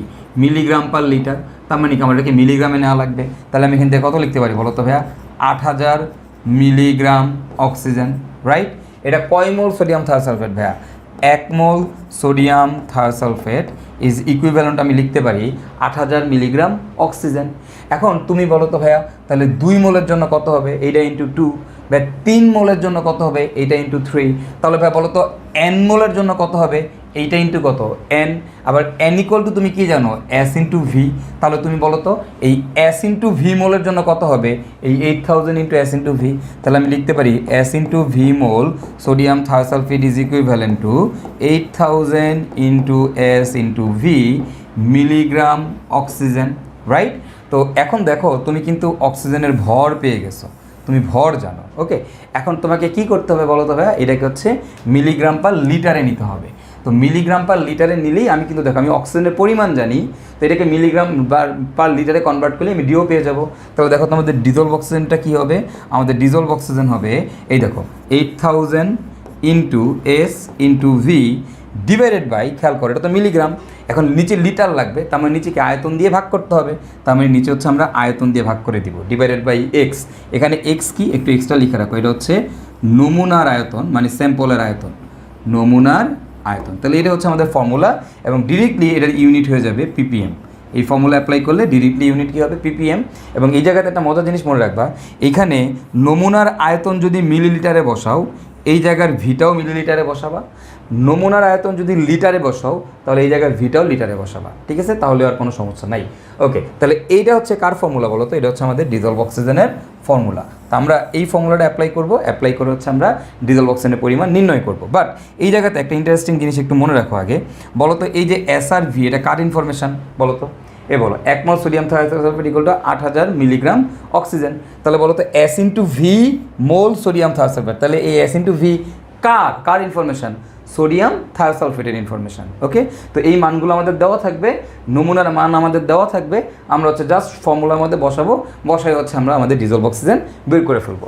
চলো আমরা একটা ম্যাথ দেখি। দেখো এখানে আমাদের কি বলছে, ম্যাথটা খুবই সহজ। কি বলছে দেখো, কোনো জলাশয়ের 1 লিটার পানির ডিও নির্ণয়ের জন্য ওই পানি থেকে 100 ml নমুনা নিয়ে, তার মানে আমার নমুনার আয়তন দেওয়া আছে 100 ml নিয়ে, এর মধ্যে আয়োডিন লবণ যোগ করে বিমুক্ত আয়োডিনকে টাইট্রেট করতে, তোমরা জানো আয়োডিন যোগ করে বিমুক্ত আয়োডিনকে টাইট্রেট করতে 0.00014 মোলার এবং 7.5 ml সোডিয়াম থায়োসালফেটের প্রয়োজন। তার মানে দেখো আমার সোডিয়াম থায়োসালফেটের আয়তন ঘনমাত্রা দেওয়া আছে, তোমাকে বলছে ডিজলভ অক্সিজেন বা ডিও কত। তাহলে বা ডিও ইকুয়াল টু কি আমরা জানি, ডিও ইকুয়াল টু হচ্ছে আমাদের S into V into 8000 divided by কত বলো তো ভাই? ডিভাইডেড বাই হচ্ছে এক্স। তো বসাই দাও, এস এর ভ্যালু কত বলে দিছে 0.0114 ভাইয়া, ইন্টু ভি এর মান কত 7.5 মিলিলিটারই রাখলাম, ইন্টু কত 8000 ডিভাইডেড বাই নিচে হবে এক্স, এক্সের মান কত নমুনার আয়তন, তাহলে এটাকে যদি মিলিলিটারে রাখছো তাহলে নমুনাটাকেও কি মিলিলিটারে রেখে দিবা, রাখলে আমরা ডিরেক্টলি অ্যান্সার চলে আসবে এত ppm। জাস্ট দ্যাটস ইট, শেষ। ক্যালকুলেশন করে যে মান আসবে সেটাই হবে আমাদের অ্যান্সার। দেখছো কত সহজে আমরা হচ্ছে অঙ্কগুলো করে ফেলতে পারতেছি। তো এটা হচ্ছে আমাদের এই কনসেপচুয়ালি যদি আমরা একটু এই ক্যালকুলেশনটুকু করে রাখি তাহলে আমরা খুব সহজেই কিন্তু এই ফর্মুলার মধ্যে অ্যাপ্লাই করে আমরা হচ্ছে ফর্মুলাটা অ্যাপ্লাই করে আমরা এই অঙ্কগুলো করে ফেলতে পারবো। তো আমরা মোটামুটি ডিজলভ অক্সিজেন সম্পর্কে একটা আইডিয়া পেলাম, ডিজলভ অক্সিজেন কী জিনিস। এখন আমরা যেটা দেখবো সেটা হচ্ছে আমাদের বিওডি কী জিনিস। বিওডি কী ভাই? বিওডি হচ্ছে biochemical oxygen demand. And biochemical oxygen ডিমান্ডের আমাদের ইউনিটটা কি আমরা জানি, ppm, রাইট? বা আমি কি বলতে পারি, মিলিগ্রাম পার লিটার। এখন বিওডি মানে কি আগে একটু বুঝো। বিওডি মানে কি? বিওডি মানে হচ্ছে দেখো যে আমাদের যে আমরা জানি আমাদের এই যে বর্জ্য আছে, এই বর্জ্যগুলাকে পানির মধ্যে যে বর্জ্যগুলো থাকে এই বর্জ্যগুলোকে আমরা নষ্ট করতে চাই। তাহলে বর্জ্যগুলোকে কীভাবে নষ্ট করব? এই বর্জ্যগুলো অক্সিজেনের সাথে বিক্রিয়া করে, অক্সিজেন দিয়ে যদি আমি এদেরকে জারণ করি তাহলে এরা হচ্ছে আমাদের কার্বন ডাইঅক্সাইড, আর কিসে পরিণত হয়? পানিতে পরিণত হয়। তা আমি ধরে নিলাম আমাদের A সংখ্যক কার্বন ডাইঅক্সাইড আর B সংখ্যক পানি উৎপন্ন হয়েছে, ঠিক আছে? তাহলে দেখো এই যে বর্জ্য বা ময়লা যে আছে, ময়লাগুলোকে নষ্ট করতে গেলে কোনো একটা পানিতে ময়লা আছে, ওই পানিকে তুমি নষ্ট করতে চাও, নষ্ট করতে গেলে কি হবে বলো তো ভাইয়া? নষ্ট করতে গেলে কাকে লাগবে? অক্সিজেনকে লাগবে। অক্সিজেন এই ময়লাগুলোকে নষ্ট করে কিসে পরিণত করবে? কার্বন ডাইঅক্সাইড আর কি পানিতে পরিণত করবে। বুঝতে পারছি কি না? এবং এই যে অক্সিজেন যে দরকার, এই অক্সিজেনটাকে কে ইউজ করে বেসিক্যালি জানো? কে ইউজ করে? এখানে বেসিক্যালি ইউজ করে হচ্ছে ব্যাকটেরিয়া। এই জায়গায় মেইন ভূমিকা পালন করে কে? মেইন ভূমিকা পালন করে হচ্ছে ব্যাকটেরিয়া। ওকে, ব্যাকটেরিয়া ময়লাগুলোকে নষ্ট করতে গেলে ব্যাকটেরিয়া কি করে? অক্সিজেনের সাহায্যে এই ময়লাগুলোকে নষ্ট করে কার্বন ডাইঅক্সাইড আর কি বলতো পানিতে পরিণত করে, ঠিক আছে? তাহলে এখন তুমি এই বিওডি মানে কি বুঝো? বিওডি মানে হচ্ছে এই ময়লাকে নষ্ট করতে ব্যাকটেরিয়ার যে পরিমাণ অক্সিজেন দরকার সেটা কি বলা হচ্ছে? বিওডি। তাহলে কি দেখো তো, ময়লা নষ্ট করতে ব্যাকটেরিয়ার যে পরিমাণ অক্সিজেন দরকার সেটাকে আমরা কি বলি? সেটাকে আমরা বলি হচ্ছে ভাইয়া বিওডি। ওকে, তাহলে এখন দেখো ময়লা নষ্ট করতে ব্যাকটেরিয়ার যে পরিমাণ অক্সিজেন দরকার সেটা কি বলা হয়? বিওডি। তাহলে এখন তুমি বলো তো, ময়লা যদি বেশি হয় তাহলে অক্সিজেন কি বেশি দরকার না কম দরকার? বেশি দরকার, রাইট? এবং দেখো এই ময়লা যত বেশি হবে সেটাকে জারিত আমার কী হবে? অক্সিজেনের পরিমাণও কী হবে? তত বেশি হবে। মানে কি ময়লা যত বেশি, ওই বেশি ময়লাকে নষ্ট করতে গেলে কি আমার ব্যাকটেরিয়ার বেশি পরিমাণ অক্সিজেন লাগবে, আর এই অক্সিজেনটাকে আমরা কি বলি? বিওডি বলি। তার মানে আমি কি বলতে পারি না যে আমার যে বর্জ্য আছে এই বর্জ্যর সাথে আমার বিওডির সমানুপাতিক সম্পর্ক বলতে পারি আমরা, রাইট? বর্জ্যের সাথে বিওডির কি সমানুপাতিক সম্পর্ক, বর্জ্য যত বেশি বিওডি তত বেশি, বিওডি মানে কি অক্সিজেনের চাহিদা তত বেশি। এবং দেখো এই যে বিওডি তুমি একটু খেয়াল করো, বর্জ্যের সাথে একটু আগে দেখে আসছো, বর্জ্যের সাথে ডিজলভ অক্সিজেনের কী ধরনের সম্পর্ক, সমানুপাতিক সম্পর্ক নাকি ব্যস্তানুপাতিক সম্পর্ক, ব্যস্তানুপাতিক সম্পর্ক, রাইট। তার মানে আমি কি বলতে পারি, আমি বলতে পারি যেই জায়গাতে ময়লা বেশি সেই জায়গাতে আমাদের বিওডি বেশি, আর তোমরা এটাও জানো যেই জায়গাতে ময়লা বেশি ওই জায়গাতে ডিজলভ অক্সিজেনের পরিমাণ কি কম। ওকে, তো আমরা মোটামুটি এই কনসেপ্টটুকু যদি বুঝি তাহলে এখন একটু আমরা আরেকটা ছোট্ট জিনিস নিয়ে আলোচনা করব। তো সেই জিনিসটা কি একটু লক্ষ্য করো। এখানে ধরো তুমি একটা পানি নিলা, এই যেখানে পানি নিছো, পানি নেওয়ার পর এই জায়গাতে আমাদের ডিও আছে কি না, ডিও নির্ণয় করার জন্য তুমি এখানে সোডিয়াম থায়োসালফেট দিয়ে আগের মতো টাইট্রেশন করছো, করে তুমি দেখলা তোমার এখানে ডিও আসছে 10 ppm। ডিও কত ppm আসছে বলো তো, 10 ppm। তাহলে শুরুর দিন আমার 10 ppm অক্সিজেন ছিল, ডিও মানে কি 10 ppm অক্সিজেন ছিল। তাহলে আমি একটা ময়লা পানি নিছি, দেখলাম সেই ময়লা পানিতে 10 ppm অক্সিজেন আছে, টাইট্রেশন করে ক্যালকুলেশন করে দেখছি। এবার এখানে আমি কিছু পরিমাণ ব্যাকটেরিয়া যোগ করলাম, ব্যাকটেরিয়া যোগ করে এইটাকে বন্ধ করে দিলাম। তো তুমি যদি এটাকে বন্ধ করে দাও বলো তো ব্যাকটেরিয়া গিয়ে কী করবে, ব্যাকটেরিয়া কি ময়লাগুলোকে নষ্ট করবে, এই পানির মধ্যে যে ময়লা আছে ময়লাগুলোকে নষ্ট করবে। বলো তো কাকে ইউজ করে ময়লাকে নষ্ট করে, ভাইয়া এইখানে যে পরিমাণ অক্সিজেন আছে ডিও আছে, এই অক্সিজেনগুলোকে ব্যবহার করে কি ময়লাগুলোকে নষ্ট করবে। তো আমি 5 দিন পর আমি আবারও এই পাত্রটা, ওই যেই পাত্রটা ছিল ঢাকনা বন্ধ করে রাখছো, 5 দিন ধরে বন্ধ করে রাখছো, তাহলে এই 5 দিন ধরে কী করছে, 5 দিন ধরে হচ্ছে ব্যাকটেরিয়া ময়লাগুলোকে নষ্ট করছে, কারে ব্যবহার করে, অক্সিজেনকে ব্যবহার করে। তো 5 দিন পর ওই পানিটাকে আবারও টাইট্রেশন করলাম, ওই সোডিয়াম থায়োসালফেট যোগ করে দেখলাম এইবার এই জায়গায় ডিজলভ অক্সিজেনের পরিমাণ হচ্ছে 2 ppm। তাহলে ডিজলভ অক্সিজেন আছে 2 ppm। তাহলে এর মানে কি বলো তো, আগে ছিল অক্সিজেন 10 ppm, এখন অক্সিজেন আছে 2 ppm। তাহলে কি করছে বলো তো, এই বাকি যে অক্সিজেনটা ছিল এই বাকি অক্সিজেনটা কই গেছে, বাকি অক্সিজেনটা কি ব্যাকটেরিয়া খায় ফেলাইছে না, কেন খাইছে, ময়লাগুলোকে নষ্ট করতে খাইছে, ইউজ করছে। তাহলে এই যে অক্সিজেনটা ইউজ করলো এটাই কি, এটাই হচ্ছে আমাদের কি বলো তো ময়লা নষ্ট করতে যে পরিমাণ অক্সিজেন লাগছে। আর ময়লা নষ্ট করতে যে অক্সিজেনটা লাগে সেটার নাম কি, সেটার নামই হচ্ছে আমাদের বিওডি। তার মানে আমি এখানে বলতে পারি না, সুতরাং আমার বিওডি কত বলো তো ভাইয়া, আমি এখানে বলতেই পারি আমার বিওডি হচ্ছে, বিওডি কত, বিওডি হচ্ছে 10 - 2 মানে কত, 8 ppm, ইজেন্ট ইট, এটা তো বলাই যায়। এখন বলো তো 10 - 10 কি, প্রথম দিন ডে 1 এর ডিও, আর 2 কি বলো তো, 2 ছিল হচ্ছে আমাদের কি 5 দিন পর ডিও, রাইট। তার মানে কি ডিও 1 মাইনাস কি ডিও 5। তাহলে আমি কি বিওডি ইকুয়াল টু কী দাঁড়াইলো, ডিও 1 মাইনাস ডিও 5। হ্যাঁ, তো এখন একটা কথা মনে রাখবা সবসময় যে বিওডি অলওয়েজ 5 দিন হিসাব করে, সবসময় একটা ইউকে স্ট্যান্ডার্ড। বিওডি অলওয়েজ 5 দিন হিসাব করে, একটু লিখে রাখো, বিওডি অলওয়েজ 5 দিন হিসাব করে। এবং আরেকটা নোট লিখে রাখবা, বিওডি একটি প্রথম ক্রমবিক্রিয়া। তাহলে দুইটা নোট আমরা একটু লিখে রাখবো, একটা হচ্ছে বিওডি অলওয়েজ 5 দিন হিসাব করে, আর কি বিওডি একটা প্রথম ক্রমবিক্রিয়া। তাহলে এখন একটা জিনিসের বিওডি কীভাবে নির্ণয় করব, আমরা ফার্স্টে একটা পানি নিব, এই পানি ময়লা পানি নিলাম, নিয়ে তার ডিজলভ অক্সিজেনের পরিমাণ নির্ণয় করব, নির্ণয় করে দেখলাম যে ধরো ডিজলভ অক্সিজেনের পরিমাণ 10 ppm।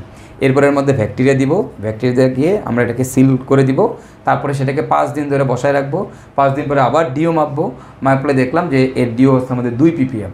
তাহলে মাঝখানে যেই ডিওর অক্সিজেনগুলো তোমার কমে গেছে, এই অক্সিজেনগুলো কে ইউজ করছে, ব্যাকটেরিয়া ময়লাকে নষ্ট করতে ইউজ করছে। আর এই অক্সিজেনটাকে কী বলা হয়, এই অক্সিজেনটাকে বলা হয় হচ্ছে আমাদের বিওডি।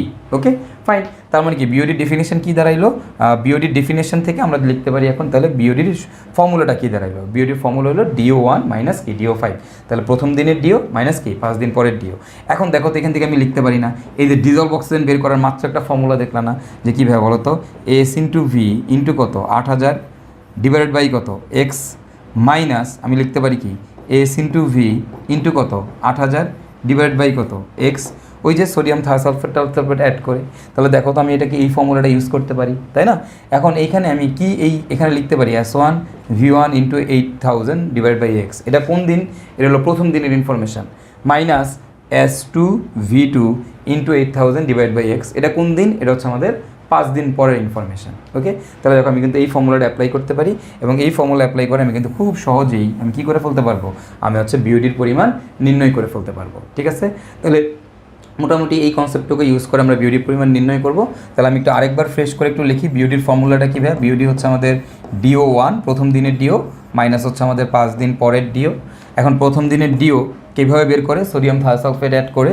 তো সেটার জন্য ফর্মুলা কি, S into V into 8000 divided by x minus S into V into 8000 divided by কী বলো তো এক্স। ওকে, এখানে লিখবো S1V1, এটাতে লিখতে পারো S2V2 অথবা S5V5, 5 দিন পর যেহেতু তোমার ইচ্ছা একটা দিলেই হবে। এখানে এক্স কি তোমরা জানো, এক্স হচ্ছে নমুনার আয়তন। That's it. তো চলো এবার আমরা একটা ম্যাথ করি, এখান থেকে ম্যাথ করে জিনিসটা বোঝার চেষ্টা করি।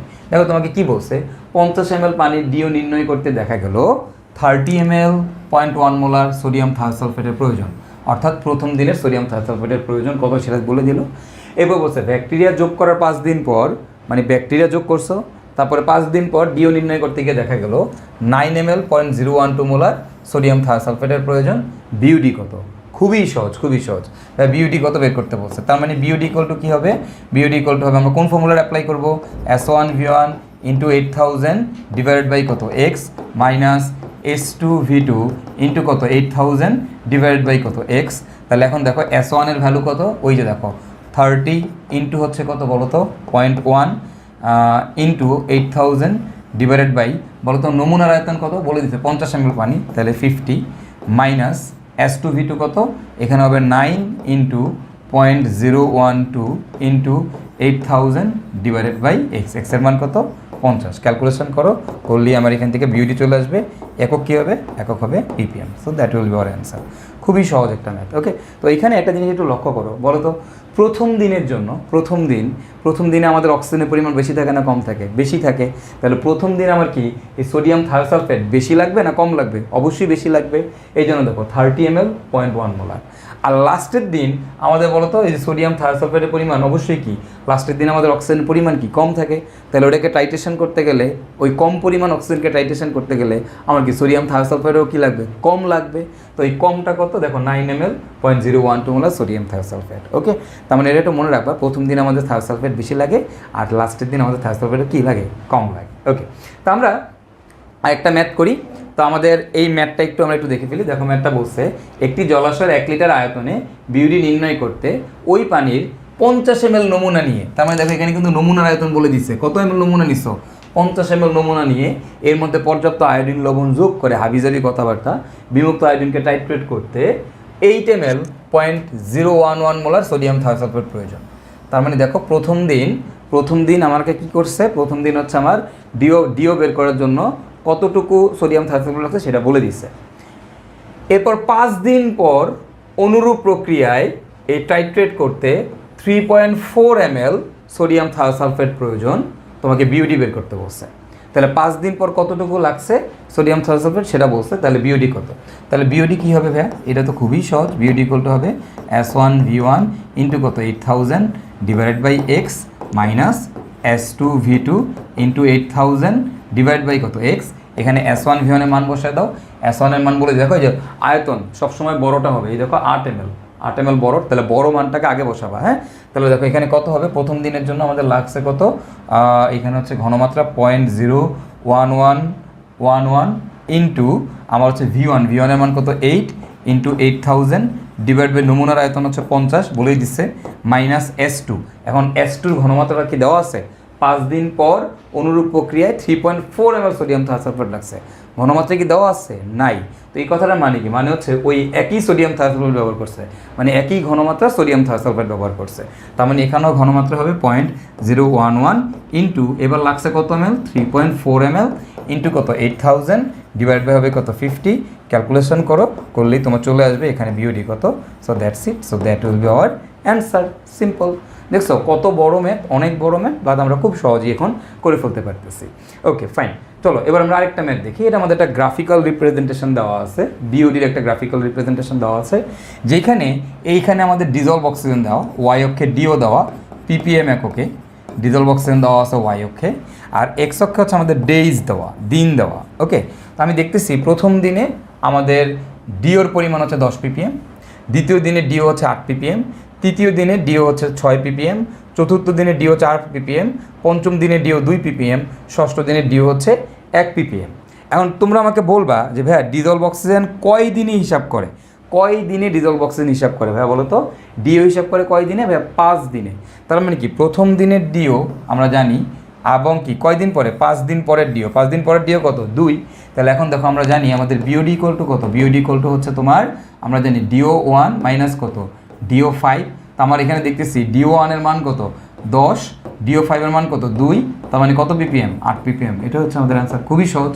এবং তোমাকে যদি বলে গ্রাফ থেকে দেখাইতে কোনটা বিওডি, এই যে দেখো এই প্রথম দিন আর কোন দিন? পঞ্চম দিন। প্রথম দিন, এটা হচ্ছে প্রথম দিন এইখানে, এটা হচ্ছে পঞ্চম দিন এইখানে।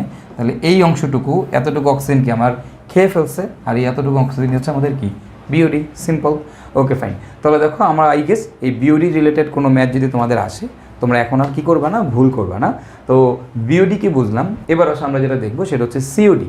সিওডি কি ভাইয়া? সিওডি হচ্ছে কেমিক্যাল অক্সিজেন ডিমান্ড। এই কথাটা মানে কি দেখো, এই সিওডি হচ্ছে, সিওডির একক কি বলো তো? সিওডির একক হচ্ছে ppm বা মিলিগ্রাম পার লিটার। তো সিওডি কী জিনিস এটাকে একটু আমরা একটু বোঝার চেষ্টা করি। দেখো সিওডি কি?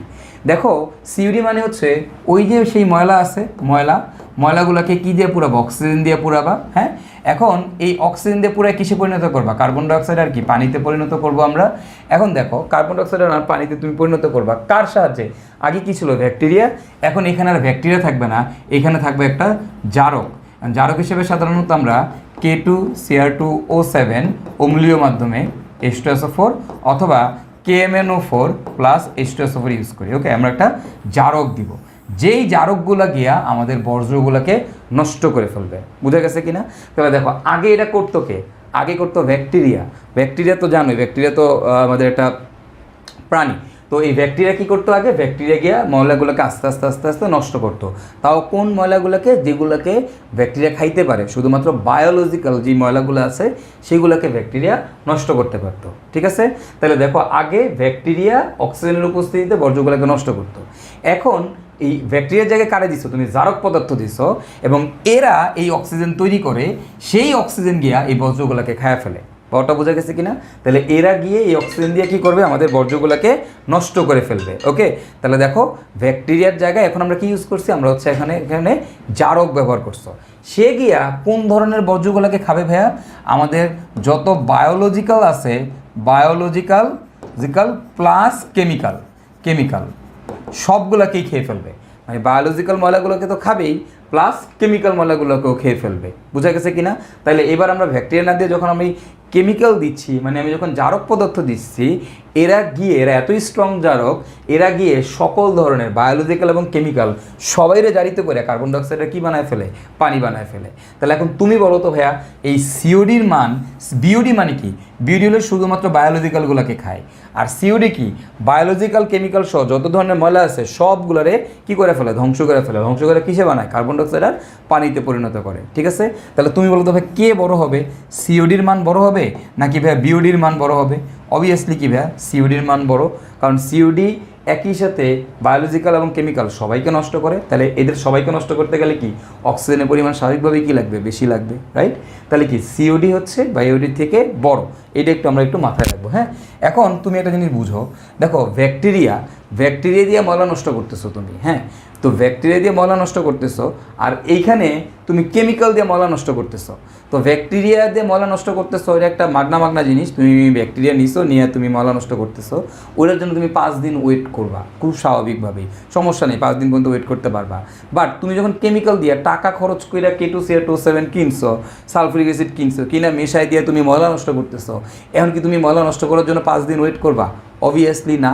তো আমরা যখন কেমিক্যাল দিয়ে তোমার হচ্ছে ময়লাগুলোকে নষ্ট করি, তখন কিন্তু আমাদের আর আগের মতো 5 দিন ওয়েট করা লাগে না।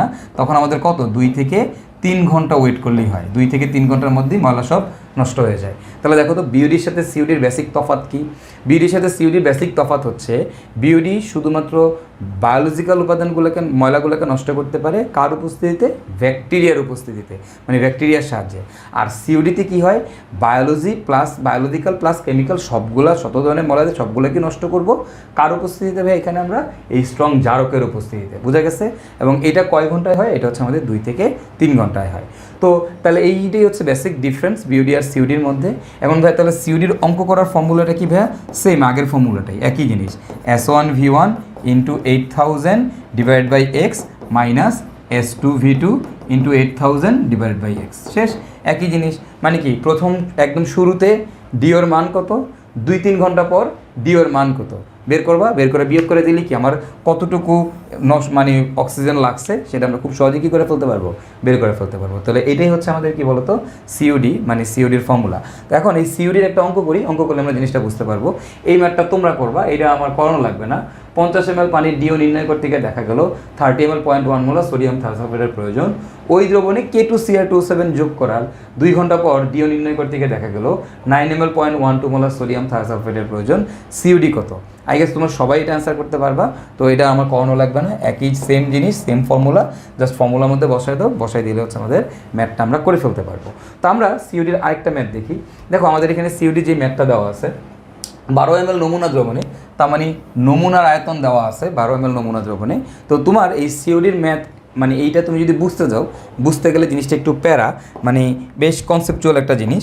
তো তোমার আই গেস এইটা না বুঝার থেকে এই অঙ্কটা তুমি কিভাবে করবা সেটা জানাটা ইম্পর্ট্যান্ট। দেখো সিওডির ফর্মুলা তো একটাই, সেটা কি S1V1 ইন্টু কত 8000 ডিভাইডেড বাই কত এক্স, মাইনাস কত হবে বলো S2V2 ইন্টু কত 8000 divided by x. Okay okay fine. তাহলে এখন আমরা কি করব, আমরা এই জায়গাতে মানগুলো বসাই দিব। এখন তুমি বলো এখানে ভির মান কোনটা বসাবা, এই জায়গার ভি আর এই জায়গার ভি, বলো যেটা বড় ভিটাকে আগে বসাবো, বড় মানটাকে আগে বসাই আর ছোটো মানটাকে পরে বসাই। এটা তো আগেও তোমাদেরকে বুঝছি। তুমি জাস্ট এবার এই আয়তন ঘনমাত্রা খুঁজে খুঁজে বের করে বসায় দাও। এক্স মানে স্যাম্পলের আয়তন, দেখো আমার এখানে নমুনার আয়তন দেওয়া আছে। K2Cr2 যোগ করে ময়লা পরিষ্কার করা হলো, তারপর হোয়াট এভার দ্রবণের অতিরিক্ত K2Cr27কে প্রশমিত করতে 4 ml 0.02 মোলার মোর লবণের প্রয়োজন।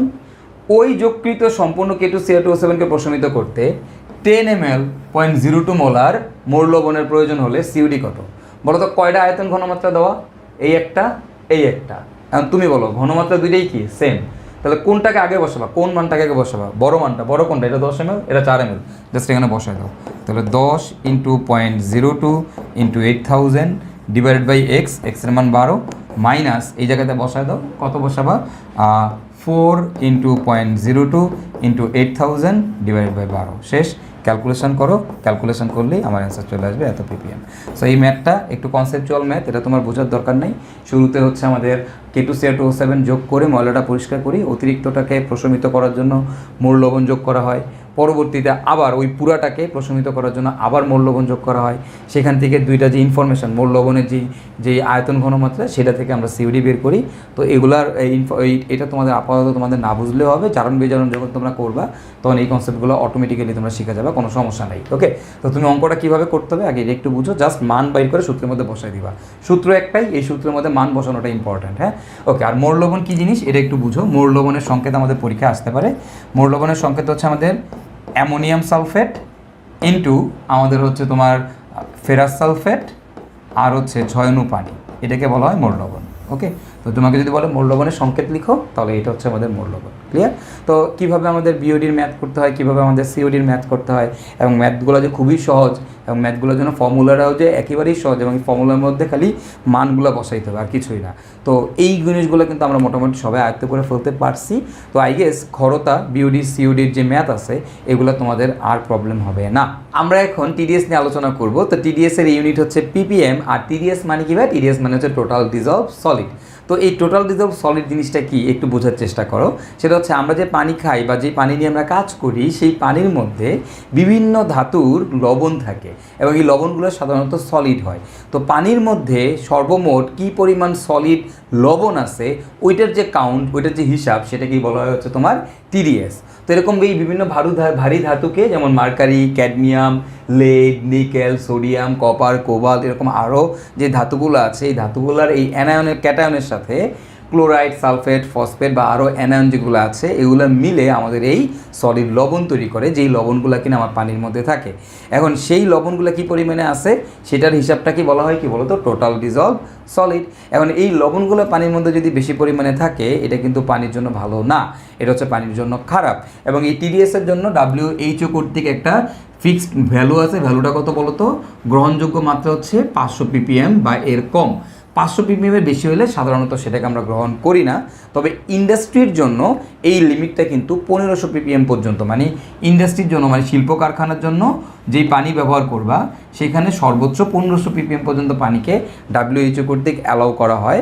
আর এমনিতে সাধারণত 1000 উপরে যদি তোমার ppm হয়, 1000 ppm এর উপরে যদি চলে যায় TDS এর মান, তাহলে কিন্তু সেই পানিটাকে আমরা ইউজুয়ালি গ্রহণ করি না সাধারণ ক্ষেত্রে।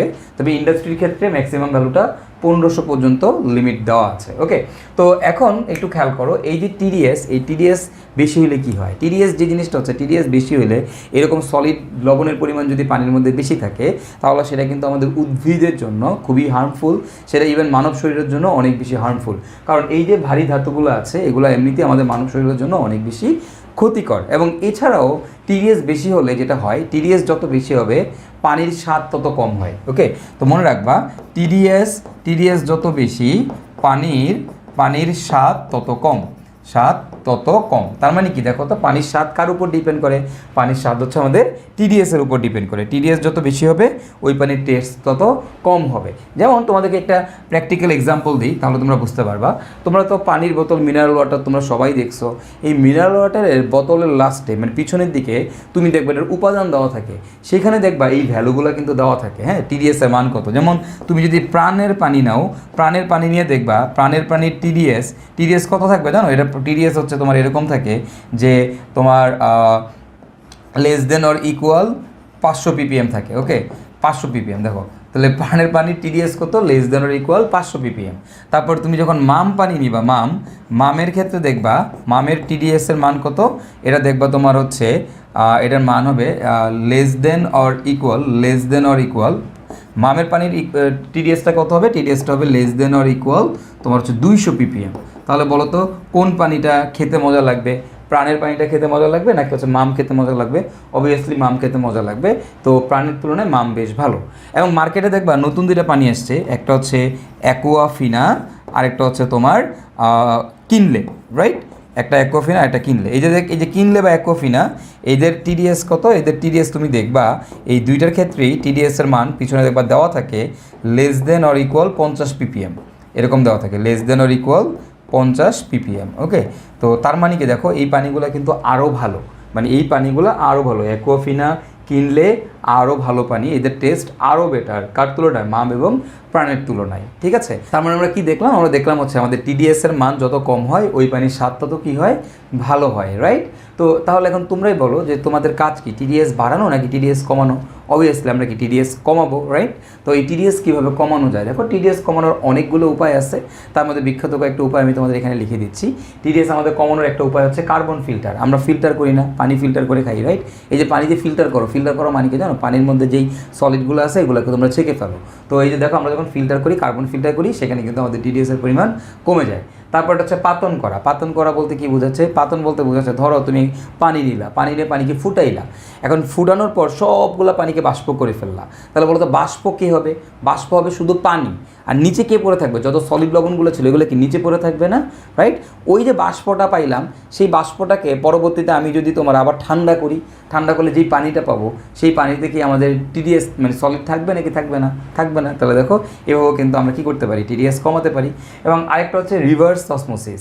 তো রিভার্স অসমোসিস কি? এটা কিন্তু তোমরা অনেকেই দেখছো আমাদের বাসা বাড়িতে, বা হচ্ছে তুমি দেখবা আমাদের কলেজের ক্যান্টিনগুলোতে তোমরা দেখো এরকম ছিল যে এরকম 3টা নল লাগানো থাকে, দেখবা 3টা নল, এরকম 3টা টিউব থাকে, সেখান থেকে হচ্ছে পানি আসে, সেটা থেকে ফিল্টার হয়ে পানি আসে।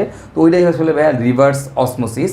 এটা তোমরা অনেকেই দেখে থাকবা, এটাতে কিন্তু আমাদের ইদানিং আমাদের কিচেনে এই রিভার্স অসমোসিস পদ্ধতিতে পানি ফিল্টার করার প্রচুর প্রচলন দেখা যাচ্ছে। হ্যাঁ, আচ্ছা, তারপরটা হচ্ছে কি তড়িৎ বিশ্লেষণের সাহায্যে আয়ন বিমুক্তকরণ। ধরো এই যে তোমার কাছে যে এরকম ক্যাটায়ন এবং অ্যানায়ন আছে পানির মধ্যে, তো এটাকে তুমি যদি তড়িৎ বিশ্লেষণ করো, তাহলে কি পজিটিভ চার্জগুলো একটা তড়িৎদ্বারের দিকে চলে যাবে, নেগেটিভ চার্জগুলো আরেকটা তড়িৎদ্বারের দিকে চলে যাবে। সো আমাদের লেফট ওভার হিসেবে কে থাকবে? শুধুমাত্র পানি থাকবে। তার মানে কিন্তু তুমি কি করতে পারতেছো? এই পানিটাকে সলিড মুক্ত করতে পারতেছো। ক্লিয়ার?